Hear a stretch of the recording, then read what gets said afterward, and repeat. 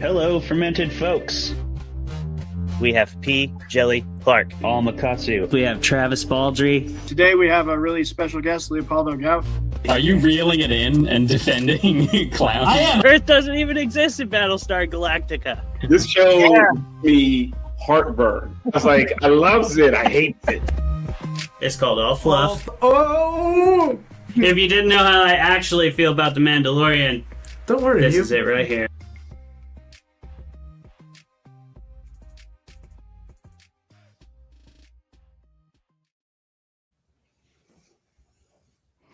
Hello, fermented folks, and welcome to another episode of Fermented Fiction, the show where we debate the best movies, books, and shows in the genre fiction realm with our distinguished guests. Said guest today is Kyle Love, my friend and longtime collaborator from BadWater Bouldering. Kyle, welcome to the fucking show, my guy. Thank you. It's excellent to be here. Yes. We're stoked to have you, man. We're stoked to have you. You can see Kyle chiming off in the comments as BadWater Bouldering here and there if you go back through some episode history. And today he's going to be chiming off on the motherfucking show. That's right. And we're stoked to have you, Kyle, because you and me have talked about Game of Thrones together for years. Oh, yeah. But we haven't talked about this one. We haven't talked about this one because it's brand fucking new. We got A Knight of the Seven Kingdoms tonight. That is the newest installment from HBO in the film versions of the Westeros canon, of the Song of Ice and Fire canon. Of course, there's also the House of the Dragon, and then the highly acclaimed show Game of Thrones, which most people know, and you definitely know if you've ever listened to this podcast, because I won't fucking shut up about it. Knight of the Seven Kingdoms is different, though, than Game of Thrones, and we're going to talk about all the ways that that is the case. But before we do that, we're going to go around to our personal updates and get an introduction to Kyle Love, our guest today. We'll start with you, Travis. What's going on? Oh man, I feel like I had one prepared and then I just completely and utterly forgot it and was unprepared. So, yeah, I'm just All right. I'm just Is that your update? That you haven't stopped teaching is your update? anyone who knows, who was a teacher, has been a teacher, is a teacher, who's listening now, knows that April and May are not hell, but they're very different because the kids are just like, we're ready to go. And Oh, yeah. you can't stop us from being ready to go. And you're like, you still have 3.5 weeks left where we can get learning done. And they're like, no, that's so that's where I'm at right now. Yeah. You mean 3.5 weeks of wasting my fucking time. Yeah. Exactly. Yeah. Fair. Yeah, it is a tough time. Yeah. I think it's the hardest time, honestly, because like there's those last couple weeks where the teachers also resign themselves to the inevitable.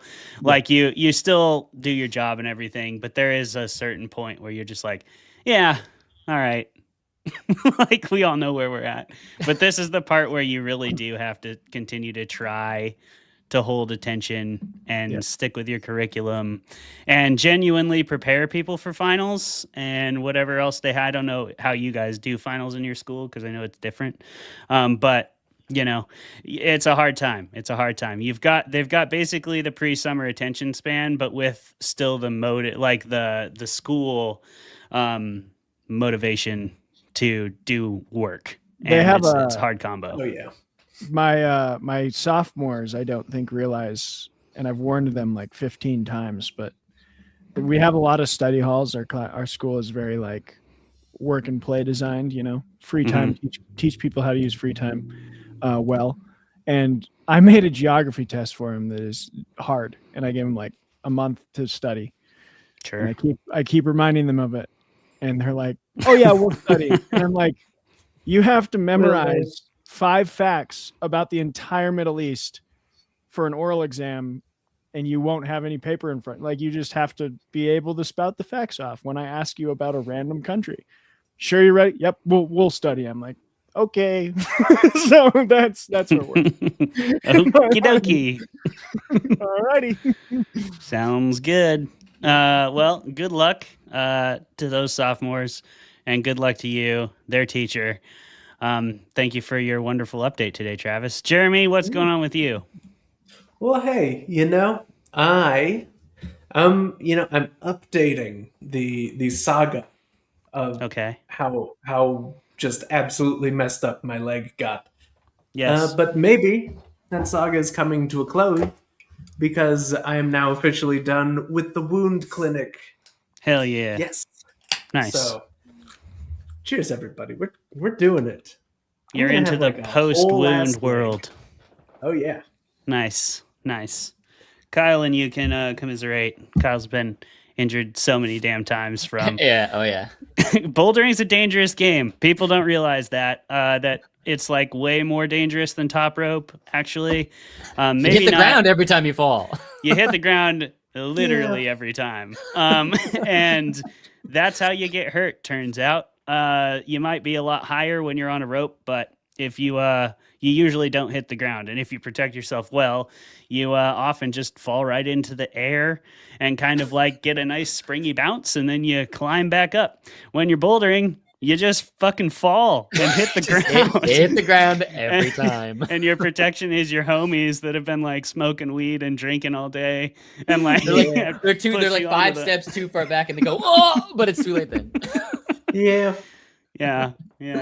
I mean, Badwater bouldering. You got Casey and Emma and Jake and all these wonderful spotters who know what they're doing. Oh yeah. That you guys put on a good production out there, but long hours and everything. Things happen. My personal update. I have a couple cool ones. I hit publish today on the audiobook for Cairn. So that is going Nice. to approval for Audible. And that is, if you don't know already, that's book 2 in my Voices from the Cold rock climbing horror trilogy through Dark Forest Press. Book 1 was Crevasse, which I published a couple years ago and then got republished under Dark Forest. Cairn is coming out in a couple weeks. May 2nd it releases. My release party is at Crypticon Seattle. So if you're in the Seattle area, you should come to my release party. It's going to be fun. Oh hell yeah. And right after it, I'm also interviewing Matt Dinneman, and we're doing Fermented Fiction live with with literally everybody on the screen right now will be involved in that. So y'all should come. It's going to be fun. That's You're my on this personal too now, update. Kyle. Yeah, I know. Kyle's going to I'm be in. on our film crew. So Yeah. that's going to be really fun. But yeah, I anticipate we'll have a few people, and many more people will be at the Matt Dinneman thing than my book launch. But I assume at least these 4 people will be there, and that'll be great. Kyle, who are you? What do you do? Where can people find it? Tell us all about that stuff. Hi. I'm gonna move my camera because that's my wife back there. Oh, that's my new wife.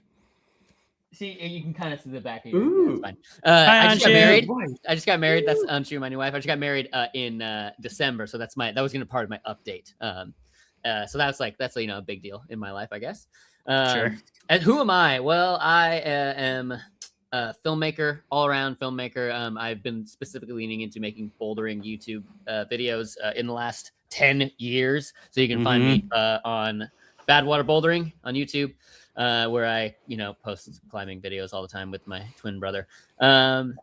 Another sweet climbing update. Okay, this is new. Clay, you might know this. You might not know this. You know this about, this is about fucking the book. sick. So Yeah. this book here is the Western Washington Bouldering Guidebook that has all the different climbs in the Skycomish Valley. And me and my brother recently acquired the rights to make the second version, not volume 2, but a second edition of this book that we will be writing and releasing in a year. We're hoping to get it done in a year. That's awesome, so dude. We've been working our asses off on getting that, and we feel absolutely honored that the writer of this book, Pablo Zoleta, sought us out, and he's like, I want you guys to carry the torch and do the next book. It's been 10 years since the previous one, so anyway, that's my big sweet update for my life right now. Besides getting married, which was also sweet and awesome. Anyway, I wanna. That's buy super that. cool, man. That's super cool. And you guys, if you are a climber and you look up bouldering routes in that area, Jake and Kyle are all over the place on the forums. They're all over on Mountain Project, helping out with beta, establishing new routes. They've established an entire new area called the Smithbrook Boulders. So yeah, these guys are the real deal when it comes to climbing in this area, man. It's awesome. Congratulations, Kyle. That's great. Thank you. I really appreciate it. Are you guys still publishing through Mountaineer Books as like the masthead, or are you doing it through like Badwater? Oh, that's a great question. So we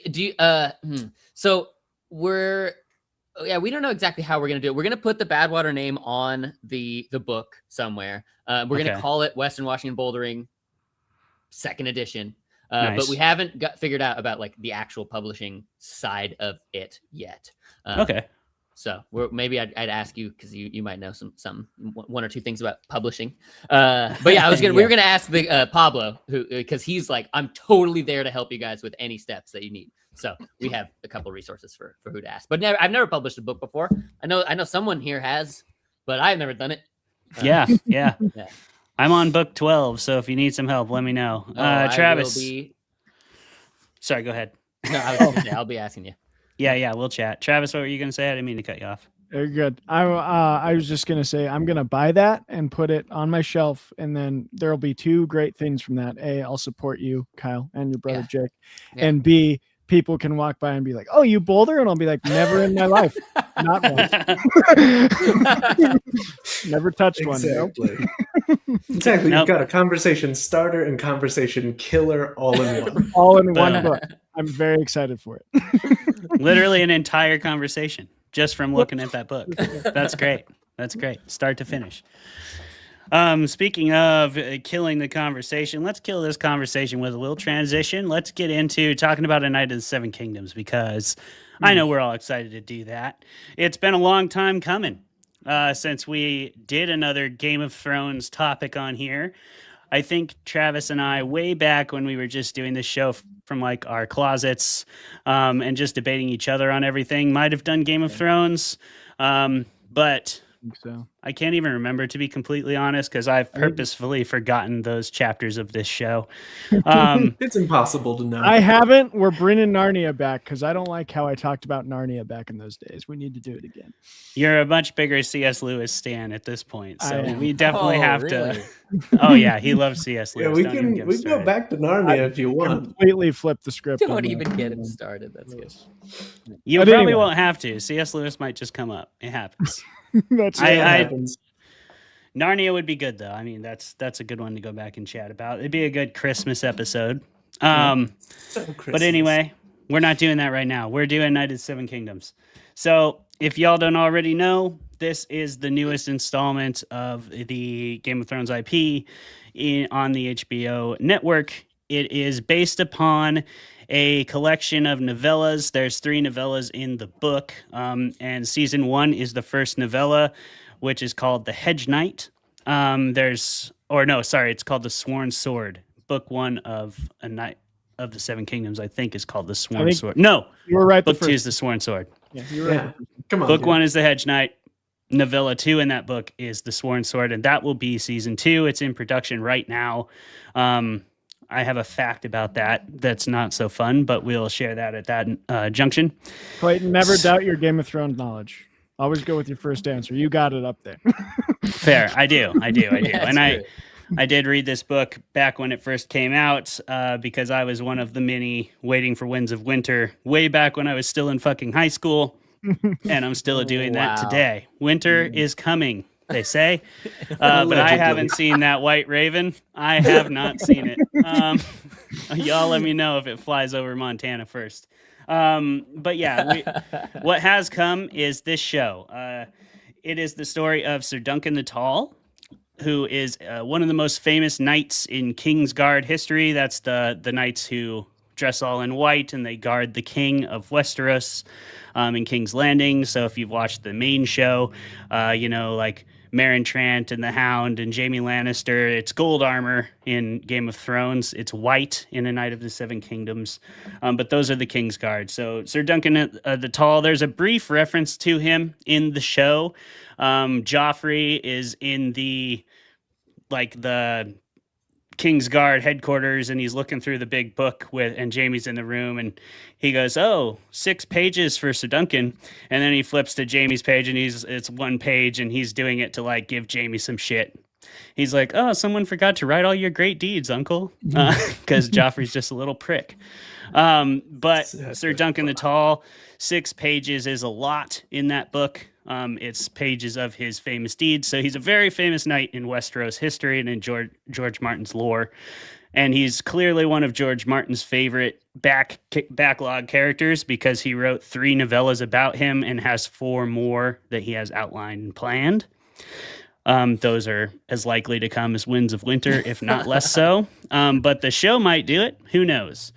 Anyway, they have done The Hedge Knight. They have done novella number 1 of A Knight of the Seven Kingdoms. The premise for this is Sir Duncan the Tall. His name is Dunk kind of early on because he's still finding his way into knighthood. His master, his liege knight, who is also a hedge knight, Arlen of Pennytree, passes away, and Dunk is left on his own to figure out where to go. He does have armor, he does have a sword, he does have 3 horses, so he decides to go to a tourney and try to win some matches, win some valor, and maybe be taken into the service of a great house, find his way into being a proper knight. And that's his mission. While he is at an inn on his way to the tournament, he stops at an inn at the crossroads where he meets a little boy, a young boy who's bald and thinks he's a stable boy, gives him his horses. We come to find out later that boy named Egg is not what he appeared. And we'll talk all about that as we break down the show. Just so you know, this is so, especially since this is a newer show, we're going to spoil everything. So if you don't want us to do that, go the fuck away. If you don't care, feel free to stay. And I didn't even mean that to rhyme, but it sure fucking did. We're going to get into our debate now, right after we roll some dice. If you also have never been to this show before, this is how we do it. We roll 2 d20s. High roll will defend a Knight of the Seven Kingdoms. Low roll will attack it, regardless of what we actually think. Afterwards, we'll all talk about what we really think, and then we'll have a panel discussion on anything that comes up around this narrative. Kyle, you ready to roll? I'm ready, roll baby. Roll those dice. 10-minute Nat 20. Let's fucking go. Oh, it was Oh Destiny. shit! Nat Game of 20. I got a 16, which It is was actually not that bad. But it was No, not that's bad. not bad at it was all. destined. Not as good as that. Clayton is Wait, okay, so destined. you're defending and I'm attacking. That's He is right. defending. That's All right. right. Look at his Oh, Martell yeah. shirt. He's the Stan in the Martell the Dornish Stout. Let's go. All right, I would drink that today, too, if it was a real beer, if it was a real beer. but it isn't. Jeremy, get out of here. We're gonna do Fine, it get out of and we're Jeez gonna have our Louise. debate. Kyle, Clayton, are you ready? Keep it maybe clean. We don't really care on this Meh. show. Clayton, you're gonna start with the defense, and Kyle, you got to tear this thing apart. Worst thing you've ever Oh, seen. I'm And ready. we'll see at the end. 10 minutes start in 3, 2, 1, begin. Whew, I'm so glad I rolled high because, boy, this show is fucking amazing. It has reinvigorated my faith in HBO. It has reinvigorated my love for the Game of Thrones IP on film, which was something that was very, very, very severely damaged. I thought insurmountably so, in fact. If you've ever watched this show, you will know I hated every season of Game of Thrones after season 6, and I was already starting to dislike it about mid-season 6, and it takes a really steep downturn. I did not like House of the Dragon. I thought they did so many things wrong, and that, to me, felt like the exact kind of spin-off I would expect, which is one that is shallow, one that is over-commercialized, one that does not do any justice to the realms that George Martin has painstakingly created. However, A Knight of the Seven Kingdoms returns to form. It does what Game of Thrones did right in the first 5 seasons, which is it follows George Martin's story, it follows George Martin's script, it sticks to the characters that he developed extremely well. He has backstory on backstory, he has lore, he has all this stuff already really, really well established, and it's shown through action, it's shown through great character development, great world building. You don't need to add anything. But it also translates really well to film. because George is a good storyteller and his characters, they pop on the screen. And this one is a perfect example of a great spinoff. I think it's pretty reminiscent of the quality of Better Call Saul relative to Breaking Bad. It does a lot of really different things. It has a different tone. It uses music differently. It has a lot more humor, but it still remains true to the subject material. It stays true to the world, and it follows the novella pretty much to a T. So if you read the book, if you like the book, you'll be pleased with this translation to film because they were very, very loyal to the subject material, and the liberties they did take were ones that made it stronger. Oh, is that all you got? That's all I got for now. I have plenty of gushing I could do. Okay, well, reinvigorated my faith is a very interesting thing for you to say to me, especially after we had our whole debate about is Game of Thrones the best show ever, and then it turns out to be shit. But we'll get back to that. Okay, listen. I can sum up A Knight of the Seven Kingdoms in 2 words. Nice try. Fool me once, shame on you. Fool me twice, shame on me. Fool me 3 times, shame on me again.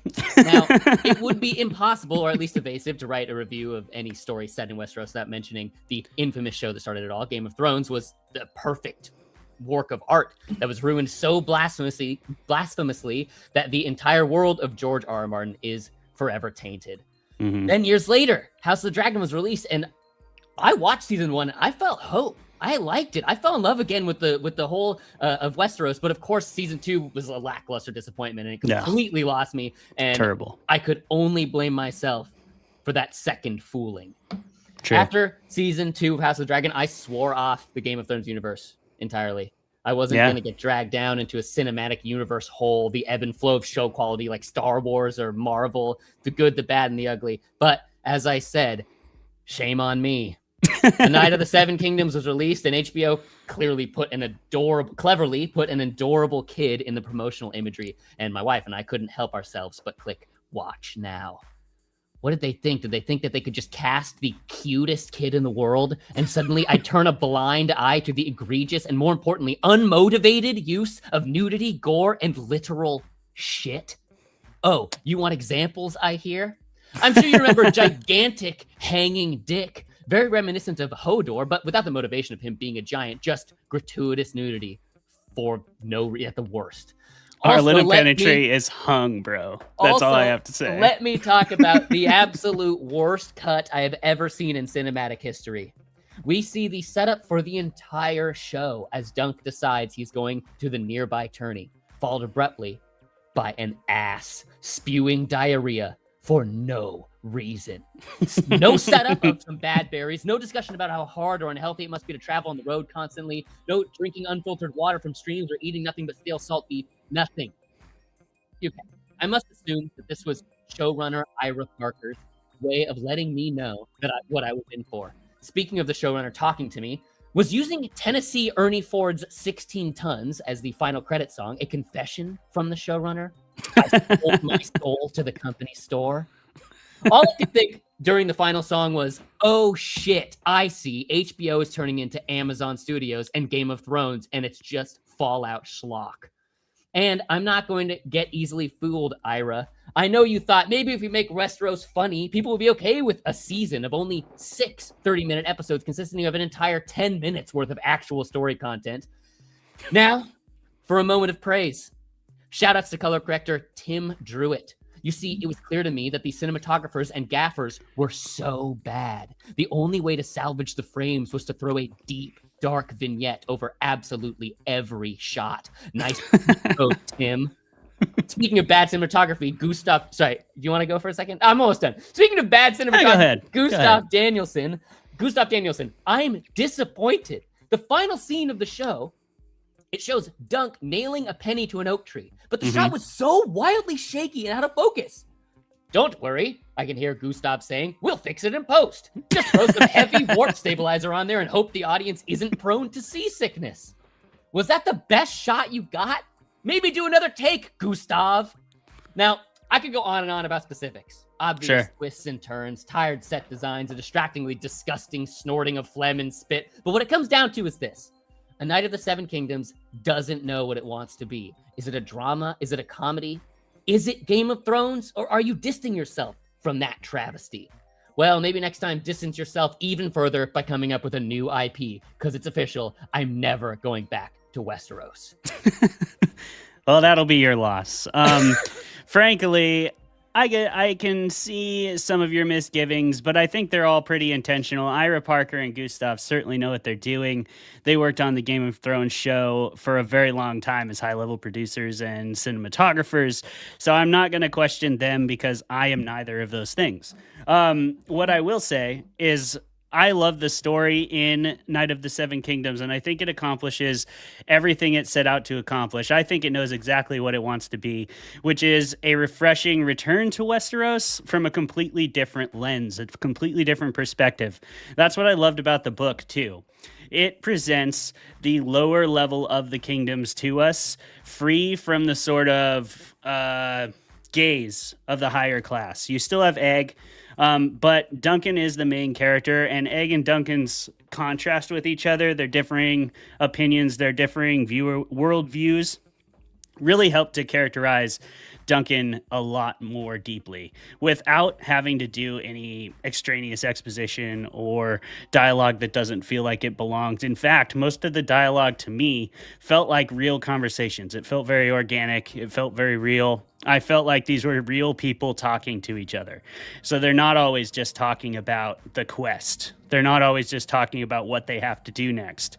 Like a lot of the time they're just talking about, you know, fucking him failing to hit on a girl, you know, and Egg being clearly more educated in the ways of just talking to other human beings than Duncan presents a nice contrast with, like, you have this little kid figure who's much wiser than his adult counterpart.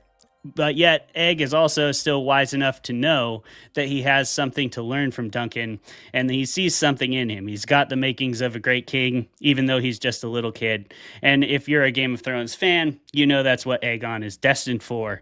That is also referenced in the original show, because his brother is Master Aemon of the Night's Watch. And when he talks about, actually when he's on his deathbed and he says Egg, that's who he's talking to. He's talking to Aegon.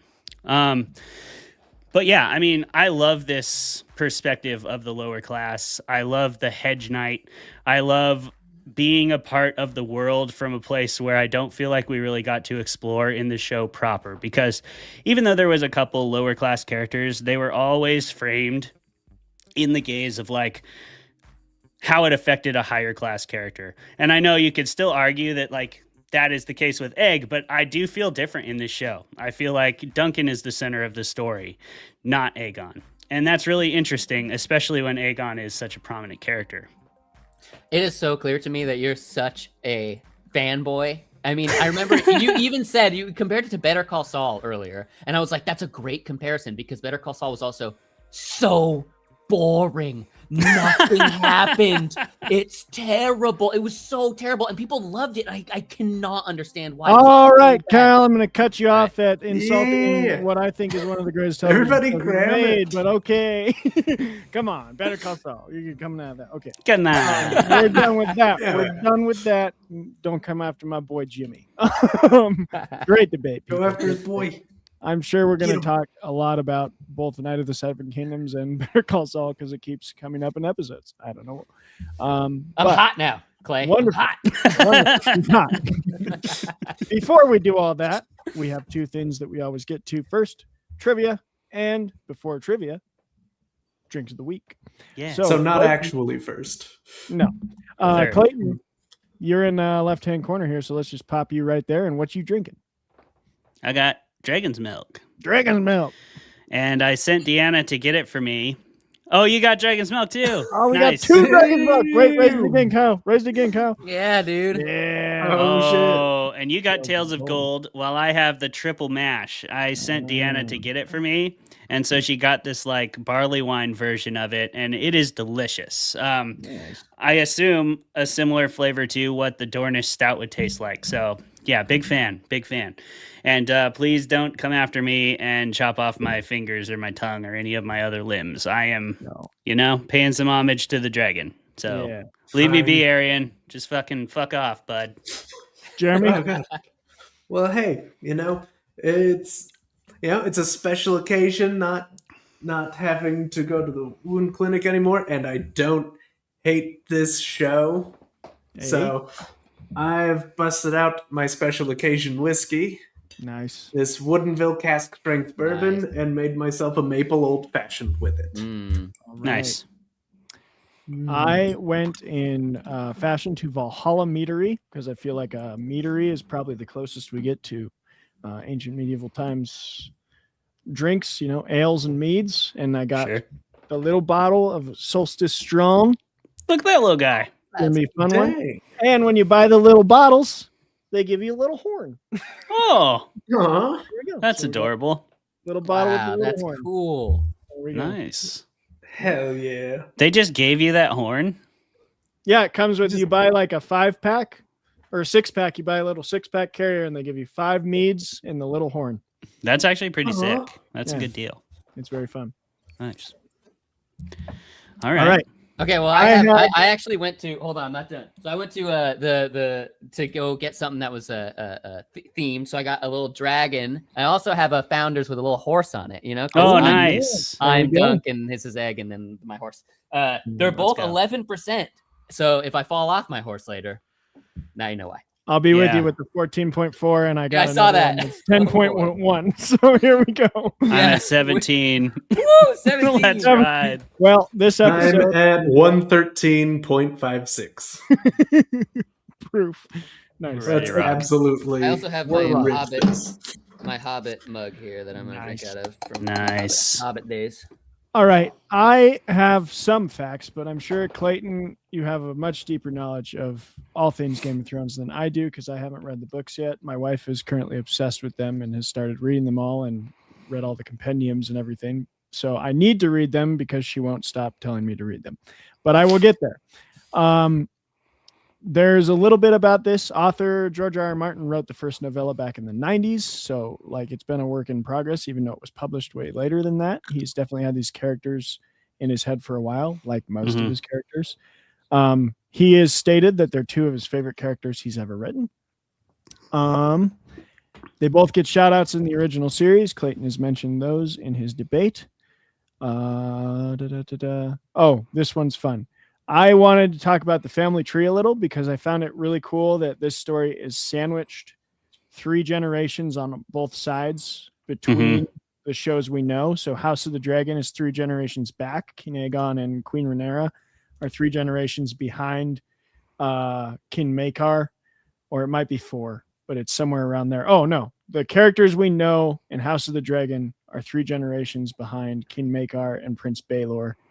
And then 3 generations in front of that, we get Queen Daenerys and Jaime Lannister and the Baratheons and all of that. So it's like right in the middle, which is cool.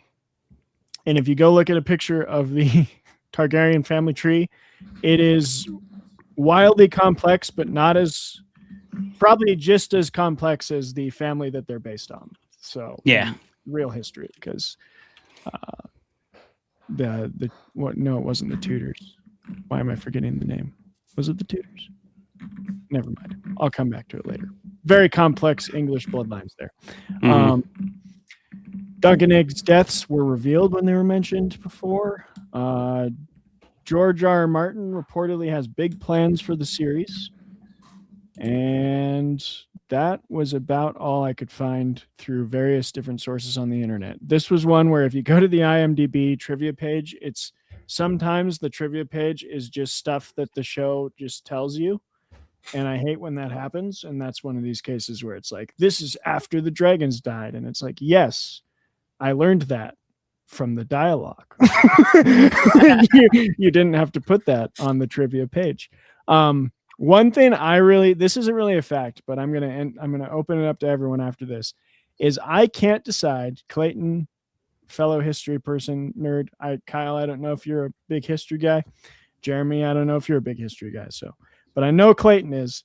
I can't decide which character in George Martin's canon is Edward the Black Prince, the king who never was, because there's like a couple candidates, and I feel like Prince Baelor is one of them.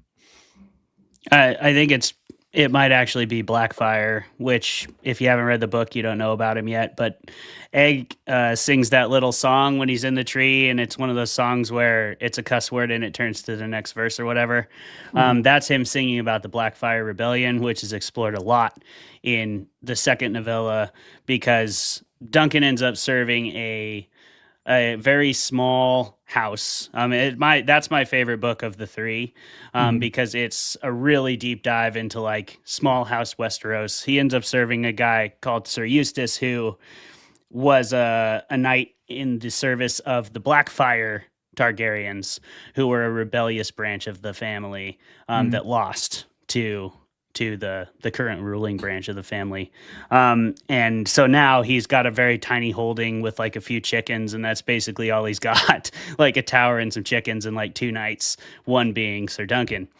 So you get into this cool deep dive into what it was probably really like to be a knight for a lot of knights in medieval Europe. And I really, really enjoyed that part of the story. So I'm excited to see what they do with it in the show, if they can keep up the quality of season 1. I wanted to mention that because a lot of what I'm going to talk about in our true opinions here in a second is the realism and the kind of like, this felt like Martin writing historical fiction without having to deal with all of the, well, you didn't get the armor of that English knight correct, because he's got it in like a fantasy world, which is really cool.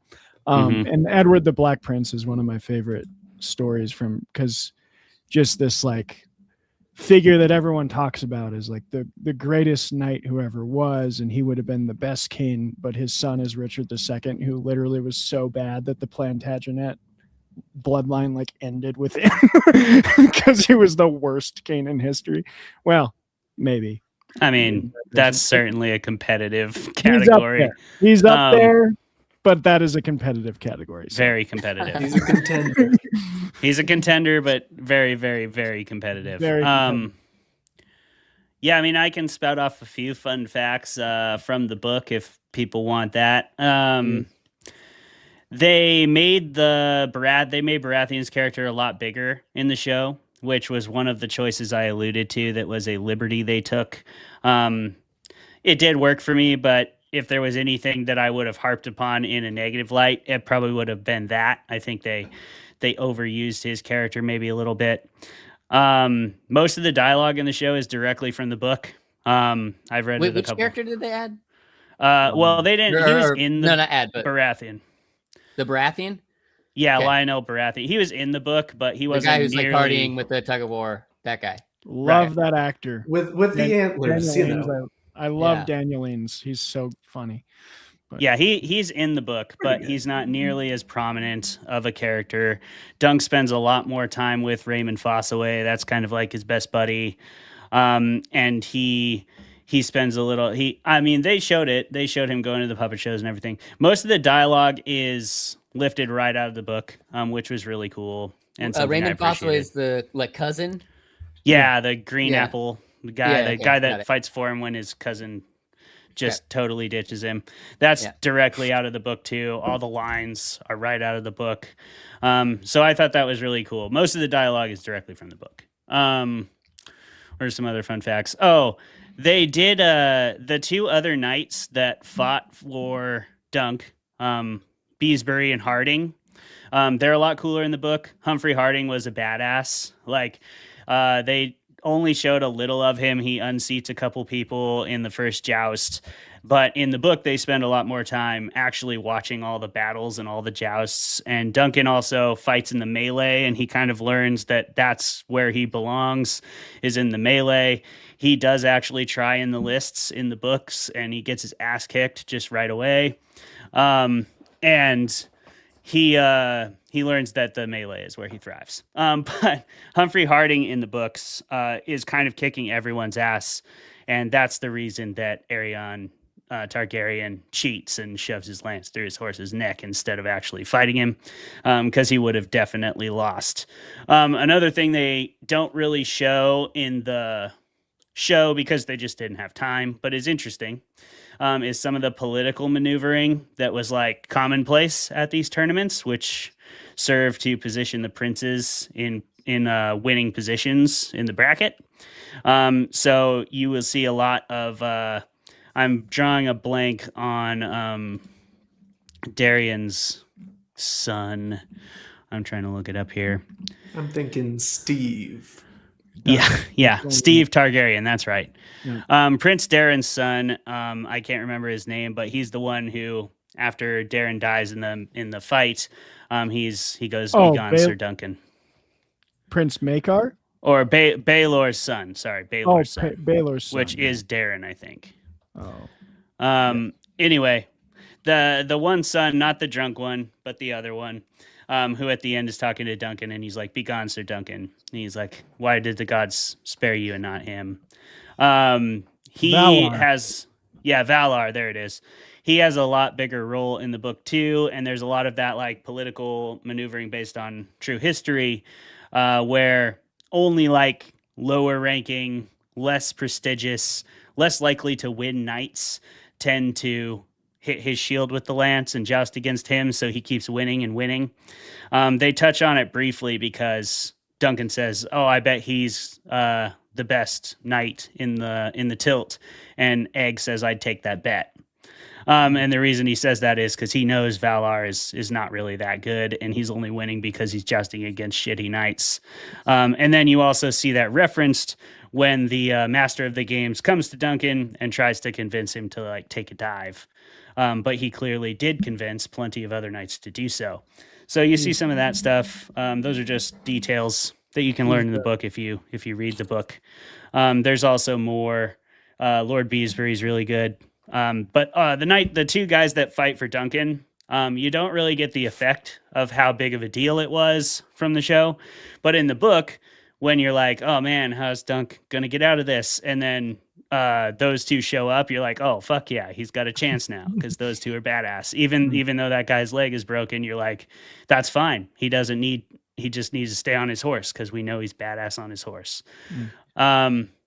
And Lionel Baratheon, they gave him a substantially larger role, but I think it was fun. So that's some fun facts just that I'm pulling out of my ass from the books. But So you're telling me Valar Targaryen is the Jake Paul of Westeros? No, he's still like, he's not a douchebag. Oh, I would say Aryan is probably the Jake Paul. The Jake Paul. Valar is like, I don't know who he would be. I don't know a good comparison. He's like the Carolina Panthers of the tournament. Like he won his division because his division is the NFC South. Yeah. And if he was in a different division, he'd have been like, 4-11 instead of 10-8. Yeah. That's a good one. But it was a good time. It was a good book. I definitely recommend it. It has a great audiobook. If you like audiobooks, the narrator for it is fantastic. And that's a great way to consume it as well. All right. Any other fun facts about A Knight of the Seven Kingdoms? I mean, a new clay would bring the knowledge. There is one of the planned ones that hasn't been written, but I hope the show will do, is Duncan Egg going up to Winterfell and being contracted by the Starks, who are ruled by like some of the like Stark sisters are up there too. Before Eddard, and there's a long lineage of like warrior women from Winterfell, and a lot of fighting against the Greyjoy Reavers and Wildling Raiders and stuff like that, which I'm a sucker for that like sort of Viking type crossover lore in Game of Thrones. So I would love to see them explore that a little more and get a little Greyjoys that aren't like tainted by the late stage Game of Thrones bullshit. Yeah. Like the Greyjoys that are actually the Greyjoys, like Vikings, longships and stuff, instead of massive clippers. I don't know why they did that. Euron isn't just Jack Sparrow? What? Yeah, Jack Sparrow, but somehow a bigger asshole than Johnny Depp. I don't know. He's actually not in the books. He's like a crazy sorcerer guy. He's like possessed by a demon, and there's all kinds of crazy shit happening with Euron that they could have used. Would have been a lot more interesting than let's just have another douchebag. Like, let's do that. But anyway, yeah, that's another fun fact. That's the last one I got. But there's, a chance we get to go back to Winterfell from the Duncan and Egg perspective, which would be fun. Kyle, Yeah. you eviscerated this show. You brought great job, by the way. You put Great your job. dukes up. You were bringing the heat. Senses. Tell us right now, was that all a lie? Yeah, it was pretty much all a lie. I mean, okay, so I wrote this out, right? Which is, I guess, maybe cheating. I don't know. So I wrote all this out. No, do it. It's okay. So, and then when you started like coming back at me and stuff, and I'm like, oh man, it's hard for me to argue with you. I mean, you're like, right. I agree with everything you say. I definitely was like actually straight up not going to watch this show until you were like, hey, you want to be on the show of Recommended Fiction and we could talk about it? I was like, oh, okay, now I have a reason to watch this. Because I was pissed at, I mean, I'm still pissed, right? But then House of Dragon Season 2 was made me so mad. I'm like, because the thing is, I actually liked Season 1 a lot. I thought it was really good. I thought the characters were super strong and everything that's happening, I thought, maybe it was a little small, of a show. I mean, it had all the kings and stuff, but it was like just in like one room. Everything was like in like 2 or 3 rooms. But regardless, I really liked Season 1, and Season 2 was so bad that I was like, I'm done with this shit. I'm not doing this anymore. It's like Star Wars. Like, I really do believe it's like Star Wars. Like, okay, how many? And then I'm gonna have friends be like, oh, you gotta watch this one though. This one's good. I mean, eventually there's gonna be hundreds of Game of Thrones things, and I'm like, I'm not doing this. So I was gonna give up early. I'm really glad that I watched the show. I still have the fear that Season 1 will be good and Season 2 will be bad. They can get to Season 3 on George's books, so they should be okay till then. Then it'll start to suck. But I really, really did like it. I want to talk about that first cut though, because I do believe a little bit about what I said with the cut to the diarrhea. What the fuck was that? I'm so mad. So like the show started and there was they didn't do what House of Dragon did and use the Game of Thrones music. They didn't use it, right? And they didn't have like a title card at all. And I was like, or title sequence. And I was like, oh, this is great, right? Then he said, I'm gonna do attorney, and then it cut to that ass. And I was like, oh, so this is like The Boys, but like late season The Boys, who are like, oh, let's just disgust and shock the audience like a Louis C.K. joke or something, just with nothing. And did you notice they used before the shit scene, it starts to play the Game of Thrones song? Yes, I will talk about that. Okay. So when they cut to that shit, if it wasn't for this podcast, I would have turned it off.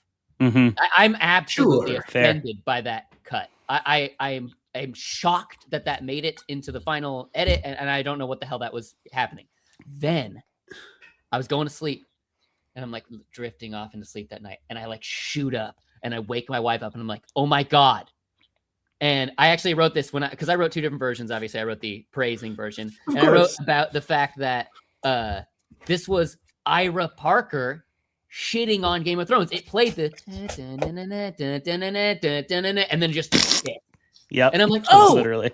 I get it. So suddenly it turned from the worst cut in cinematic history to a brilliant like Star Trek historical like you've watched all you need to know, right? Yeah. Suddenly it was fucking beautiful. I loved it. But then in like season or episode 5 or 6 or something, they played the music again. And I was like, no, what are you doing now? I was so upset again. I was like, oh, well, that just, it took what I thought was a brilliant thing, shitting on Game of Thrones, and then just being like, actually, nah, sorry, we don't. And so I'm torn because part of me wants to think it's like the best cut, and it's such like a shit in the face to D&D, right? David Benioff and D.B. Weiss, such a shit in the face of them. But then they used the Game of Thrones music again, and I was like, oh no, they really like lost me. So I don't know what that's about. But the rest of the show was fucking great. I loved it. What are some of the things you would have said if you had to argue for it? Out of curiosity, I'd love to hear your script because your other script was great.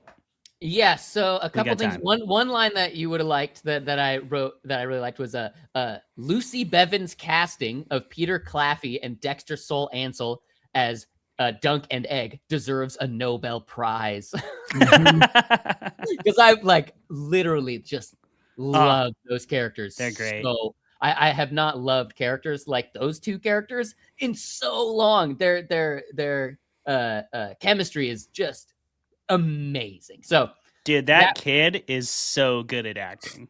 Yeah. Oh yeah. Stupid good. Anytime I see a child actor that good, I'm like, already that lifts anything. Like if a thing could be at a 1 out of 10, and if a child actor acts his balls off that well, I'm like, that's 5 points. This is And sometimes you watch something that has a child actor who's no good, but you're like, it's fine. You just kind of ignore it. You're like, get over it. What do you expect? What are you gonna do? It's Like when the dog actor is like clearly looking at the trainer or whatever off screen. I can't not see that, but I'm like, it's fine, whatever. But when you, I mean, like I believed every word, every action. He was insanely good. Yeah, the casting was amazing. Daniel Ains. I mentioned him already once, but man, I love that. Oh, he slays it.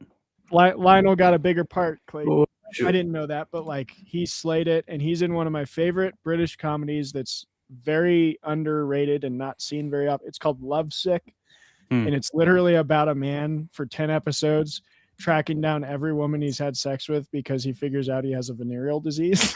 And it's like, it's brutally honest, but like really funny. And Daniel Ains won my heart with that show, and I was so happy to see him in this. Yeah, and I mean, well, I guess Kyle, if you want to say anything else, go ahead. Otherwise, I'll say. I got more, but you can go. No, I want to hear more. I want to. Okay. I interrupt. No, you're good. I could read my script, but it's fine. So the other thing that I really liked about the show, I mean, it was like Game of Thrones universe, but like chill. Like you said this, and as you were saying this, I was like, I completely agree, but then I had to disagree with you. But it was like chill. It was like, okay, not everybody's out to kill everybody. It's like enough already with this, right? Enough already. And so that was really little nice. finger. I did think a couple times, like when they were doing the tug of war scene, I'm like, oh, okay, yeah, somebody's gonna like lose, and somebody's gonna get mad, and somebody's gonna stab somebody, and then like nothing happened. Which nope. Part of me is like, that's boring, and the other part of me is like, nah, that's great. I mean, that's great. So I really loved all that. Here's the one thing, like. I wrote this. I can't remember the last time I was Shyamalan twisted so well. I started reading this book actually like 2, 3, 4, 5, 6 years ago. I don't know. And I got like a chapter in and I was like, it's not for me. Right. Mostly because I still am mad at Game of Thrones in general. I'm not a big book guy. I do love some books. I love some books, but I'm not a big book guy. Right. I don't like go way out of my way to read stuff. So if it doesn't like grab me, I don't necessarily do it. But also I've learned this about myself. I hate reading because I'm a movie guy. And when I watch a movie after reading the book, all I can do is compare and contrast, and I can't just take the movie for what it is. And so what I like to do is watch a movie, then read the book. So I'm really excited. I'm so happy I did not read this book, because then me and my wife can be sitting on the couch together, and when he's revealed that he's a prince, we're like, no, okay? And the best part about that reveal is, and I wrote this in my thing too, it's not a Knives Out reveal, okay? Knives Out is some shit mystery. It's like you can't solve it. If you're paying attention, you still can't solve it, right? Until your detective tells you all the information. The moment he said it, my brain started, and I was like, oh my God, it was so obvious. I feel like an idiot. Yeah. I feel like an idiot. It was right there the whole time. Yep. They were giving it to me, and yet I was so just taking it at face value because it was so cute and so fun. And so I give major props to that. I could praise the show, but like obviously Martin has a lot to do with it. But the show, they did a great job. They gave me all the pieces, but then I just was enjoying the show. And then when they revealed, I got to like do that puzzle, and that was so satisfying for me. You guys, I haven't had a twist hit me like that in years and years. I mean, it was so good. It was so good. And I was in that situation. I was like, how does Dunk get out of the situation? He's dead. And if this is Game of Thrones, there's no way he can get out. This show's lesser than Game of Thrones. There's going to be something stupid. And then instead it was that. And I was like, oh, it's great. So it brings me joy thinking about it, you guys. Oh, I really like this show a lot. It was very good. That's so cool to hear a perspective of someone. This is like my friend Isaiah had never watched or read Game of Thrones, and I got to like sit there and watch him, and he'd never heard any spoilers, and I got to sit there and watch during the Mountain and the Viper scene. Oh yeah, this is what I'm seeing from you, Kyle. It's like, oh, Egg was a prince. I'm like, oh, that's cool. Not everyone knew that. Like Isaiah reacting to like the Viper dying and like throwing his phone at the TV, and I'm like, yeah, man, that's how I felt, and that's how I saw my brother feel during the book. Like it's cool. Yeah, it's really satisfying, and like I haven't had that in a long time. I mean, I guess since Game of Thrones, really. I mean, like, because there's shows that do it, right? Shows that have your twists and turns and stuff, but nothing hit me like this. And then, like I was saying, they gave me all the pieces, so it's on me for not catching it. It's true. And then I will say the action in the end was also great. It reminded me of The King with Chalamet, and like that the fight scenes in that. I'm like, dude, fighting in armor looks so hard. No, I really like that. It was like they couldn't even kill each other. They just whoever was like too tired to stand up loses. And I thought that was so whoever fun. bleeds out first. Cardio saved life in medieval times. Yeah. So like when I watched The King, I was like, that's the best medieval fighting I've ever seen. Especially like this in that movie too, that there was like the siege that just was so boring. And I'm like, that's what a siege is. You get nothing happens and just wait it out, right? So this show did the fight scenes so well at the end. I was like the one shot where it hits the mud and the mud. I'm like, oh, this is so good. It was just Such so a sick entertaining and great cinematography. I do stand by my shit talk about that last shot with the penny tree thing. I'm like, it was so shaky and so warp stabilized. I'm like, bro, what is happening? Get another shot, get another take. Why is if the focus was supposed to be on the tree trunk because it's about the tree and not about Dunk, that's fine. But then you have to frame it differently. You got to put it on the third. Don't have it on the leaf up here. That doesn't make any. I stand by that was a bad shot. Just fix it in the post. I swear to God, fix it in post. I swear to God. Screw that. Lock it down. We got going down. tripods. Lights going down. We can't do it again. I'm putting that on the AD. Like the AD was like, I don't give a shit. We're done. That's our day. We gotta go. You got 6 takes with this, Gustav. Dude, it was the shot. It was the shot. I was so disappointed. Gotta get it. It was the arc of the season, and then Clay. No, I feel that. I feel that. Yeah. You were pro, and are you pro, or did you lie? Oh yeah, I didn't lie. I didn't lie. I could have like tore in a little bit on metrosexual Lionel Baratheon and like the fact that there's no fucking way Duncan the Tall would have survived the clobbering that he took, like taking 3 flail blows directly to the skull after getting shafted with a war lance. But honestly, that's how it goes in the book, almost exactly. So like the amount of hits and everything, it's all directly from the book. So I am not hating on it. And it was fun to see it like portrayed on film. It was so brutal. I love the mud shot. That was one of my favorite shots of the whole thing. Yeah, just that. And that I love that whole sequence. Just like he's the breathing and the narrow field of vision. And then just he's riding towards that war lance and you're like, oh, he's fucked. There's no way this turns out good for Dunk.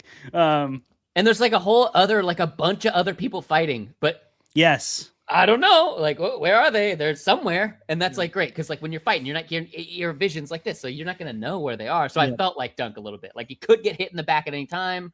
Totally. I like that. It was great.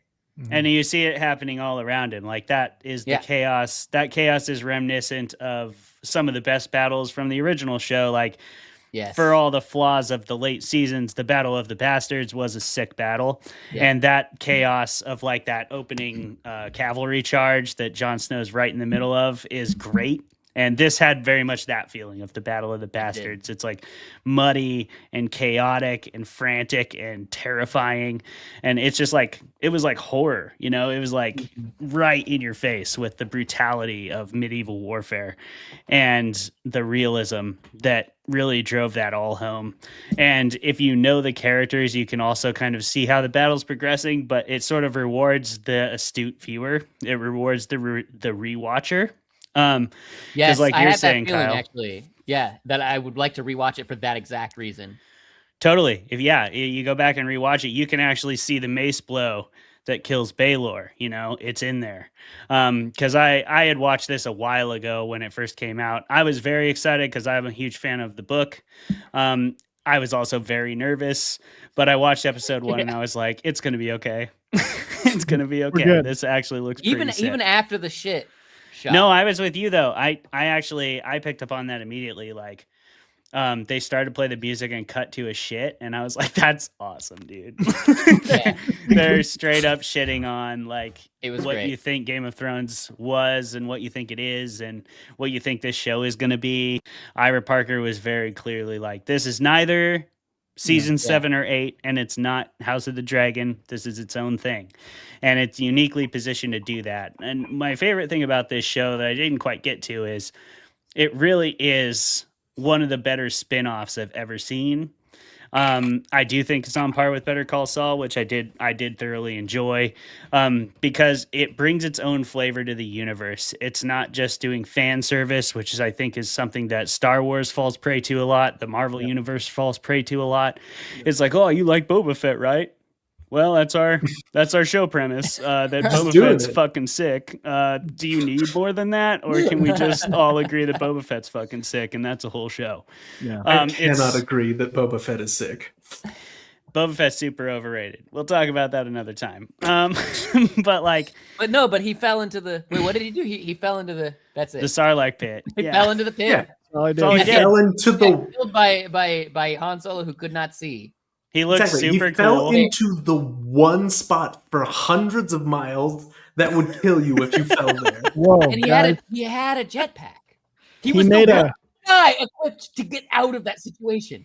He made a brief appearance in the short film inside the Star Wars Christmas special. So yeah, it's canon that he got out of the Sarlacc pit, but we don't need to go into that bullshit. Anyway, this didn't do that. It wasn't about fan service at all.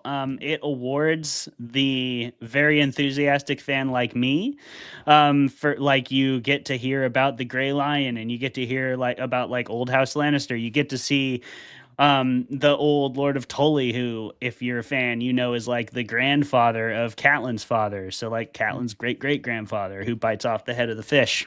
And there's Steely Pate. I love Steely Pate, like the blacksmith, a character, again, straight out of the book. And you get to see the Knight's Oath. You get to see Raymond Fossaway getting knighted by Lionel Baratheon, which starts an entire house, an entire separate bloodline. So if you're like a Game of Thrones nerd, this show rewards you, but you don't have to know any of that shit to enjoy it because it's funny. It's got clippy, organic dialogue. It has great music. Like, the music was super weird. It almost reminded me of a Western. Like, a lot of the narrative devices used, a lot of the character work, a lot of the music, the whistly music, the acoustic strings, which are both like reminiscent of medieval and Westerns. I thought that was really cool. And Dunk and Egg have a very Western kind of narrative too.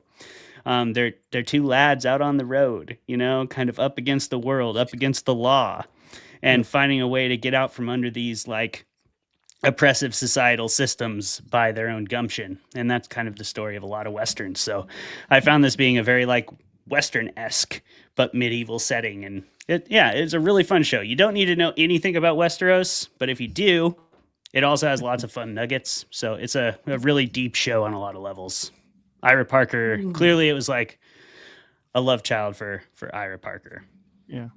I got to jump in there because I fully agree with you, Clay. That I had that same feeling about the Western. Like, it was reminiscent of some of the better John Wayne movies where it's always like the mentor older person with the young child that's still trying to learn the Old West and Wild West, who's innocent and like is seeing death for the first time. And some Louis L'Amour books, which are usually the better John Wayne movies, are based on Louis L'Amour books. So same thing. But He's really like the Philip K. Dick of Westerns. he is. I really like this show. It was exactly what Westeros needed, the like world of Westeros. Kyle mentioned House of the Dragon season 2 was dreadfully boring and just literally season 1 again, and I hated it. And I was like, oh man, like How can a show with that much war and that many dragons and that much sex be that fucking boring? I didn't finish. It was so boring. I got halfway through and I was like, oh, so we're just gonna do the same conversations we just watched 8 times again? Great. Like, I'm not here for that. But like, so many problems with that, and I'm sure we'll talk about it. But I thought this was like the 30-minute episodes, the lightening of the tone, but keeping it still like serious. Like Baelor's death is a serious freaking moment.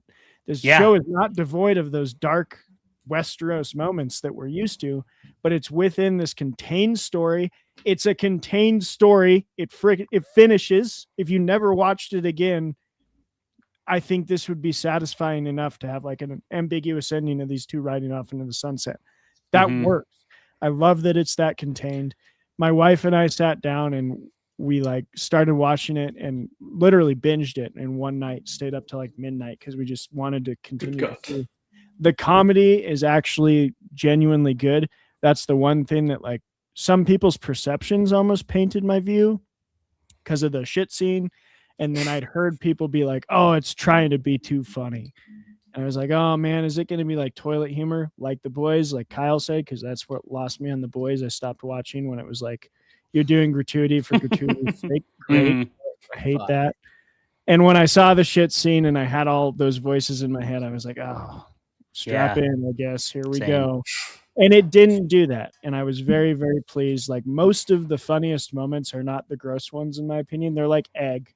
Egg's dialogue is hilarious. His little like quips and insults to Dunk, and Dunk just being a clueless guy is hilarious.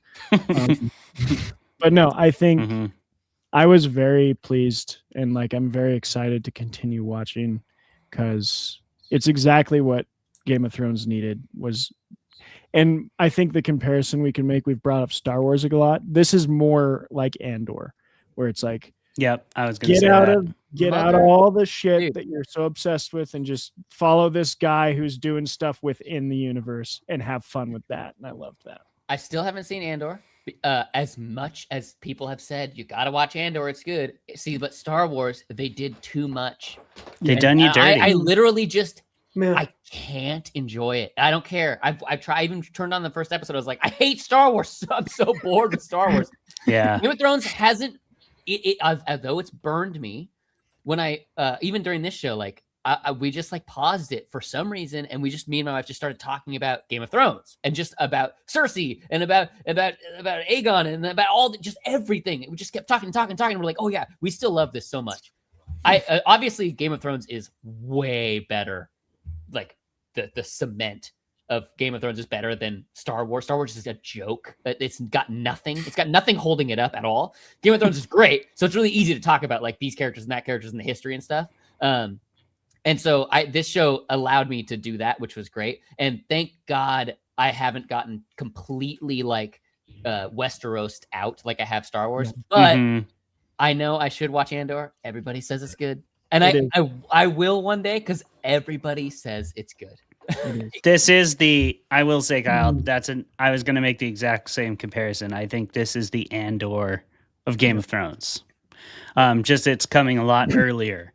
Like we needed Andor right on the tail of the sequels, the sequel trilogy. We needed Andor. Yeah, that's when we needed it. I would have most. watched it probably, and then I would have been like, okay, not all Star Wars is complete ass, but now it is. So. Yeah, we needed Andor a long time ago, but he was not the savior that came. at It the was time. not. Yep. No. He was It he's seems Edward to the be. Black Prince. It seems to be the savior, though. This show, I mean, if they cannot do the whole season 1 is good, season 2 is bad thing, even Fallout. I didn't hate Fallout season 2, but I loved Fallout season 1. I thought it was great. It was so like the game. I felt like I was playing the game. And then season 2, I was like, okay. Right. And if season 3 is the same quality as season 2, I'm over it. Right? I'm out. So Yeah, I'm same. worried that this show's going to have the same decline as even the Boys. Like you just mentioned that. Boys season 1, I love. The gore and the violence and the gratuitous, all that shit is so motivated, right? This show actually, like, I meant it when I said, I mean, the shit thing, we already talked about that, but the big cock. Just I was actually like, oh no, like this Sir is, Arlen, dude. this is I chuckled. if you had a shot of Dunk or anybody like walking around a corner and then he's peeing and you're like, oh, sorry, and you get to see it, and then it goes away, that's a motivated cut. But that was like it felt like, oh, let's just show a big dick because it's funny, but I'm like, it's not motivated. I didn't like that. That felt unmotivated for me, and I was like, it's too much. But that was the only one. Even the shit scene I became okay with.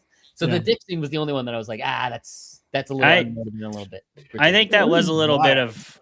I think that was a little bit of Ira Parker hearing people complain about, because there's a lot of criticism about Game of Thrones where all the gratuitous nudity is female and there's like a minor, so it's got that male gaze thing. I think this was Ira Parker just being like, you want a cock? Here you go.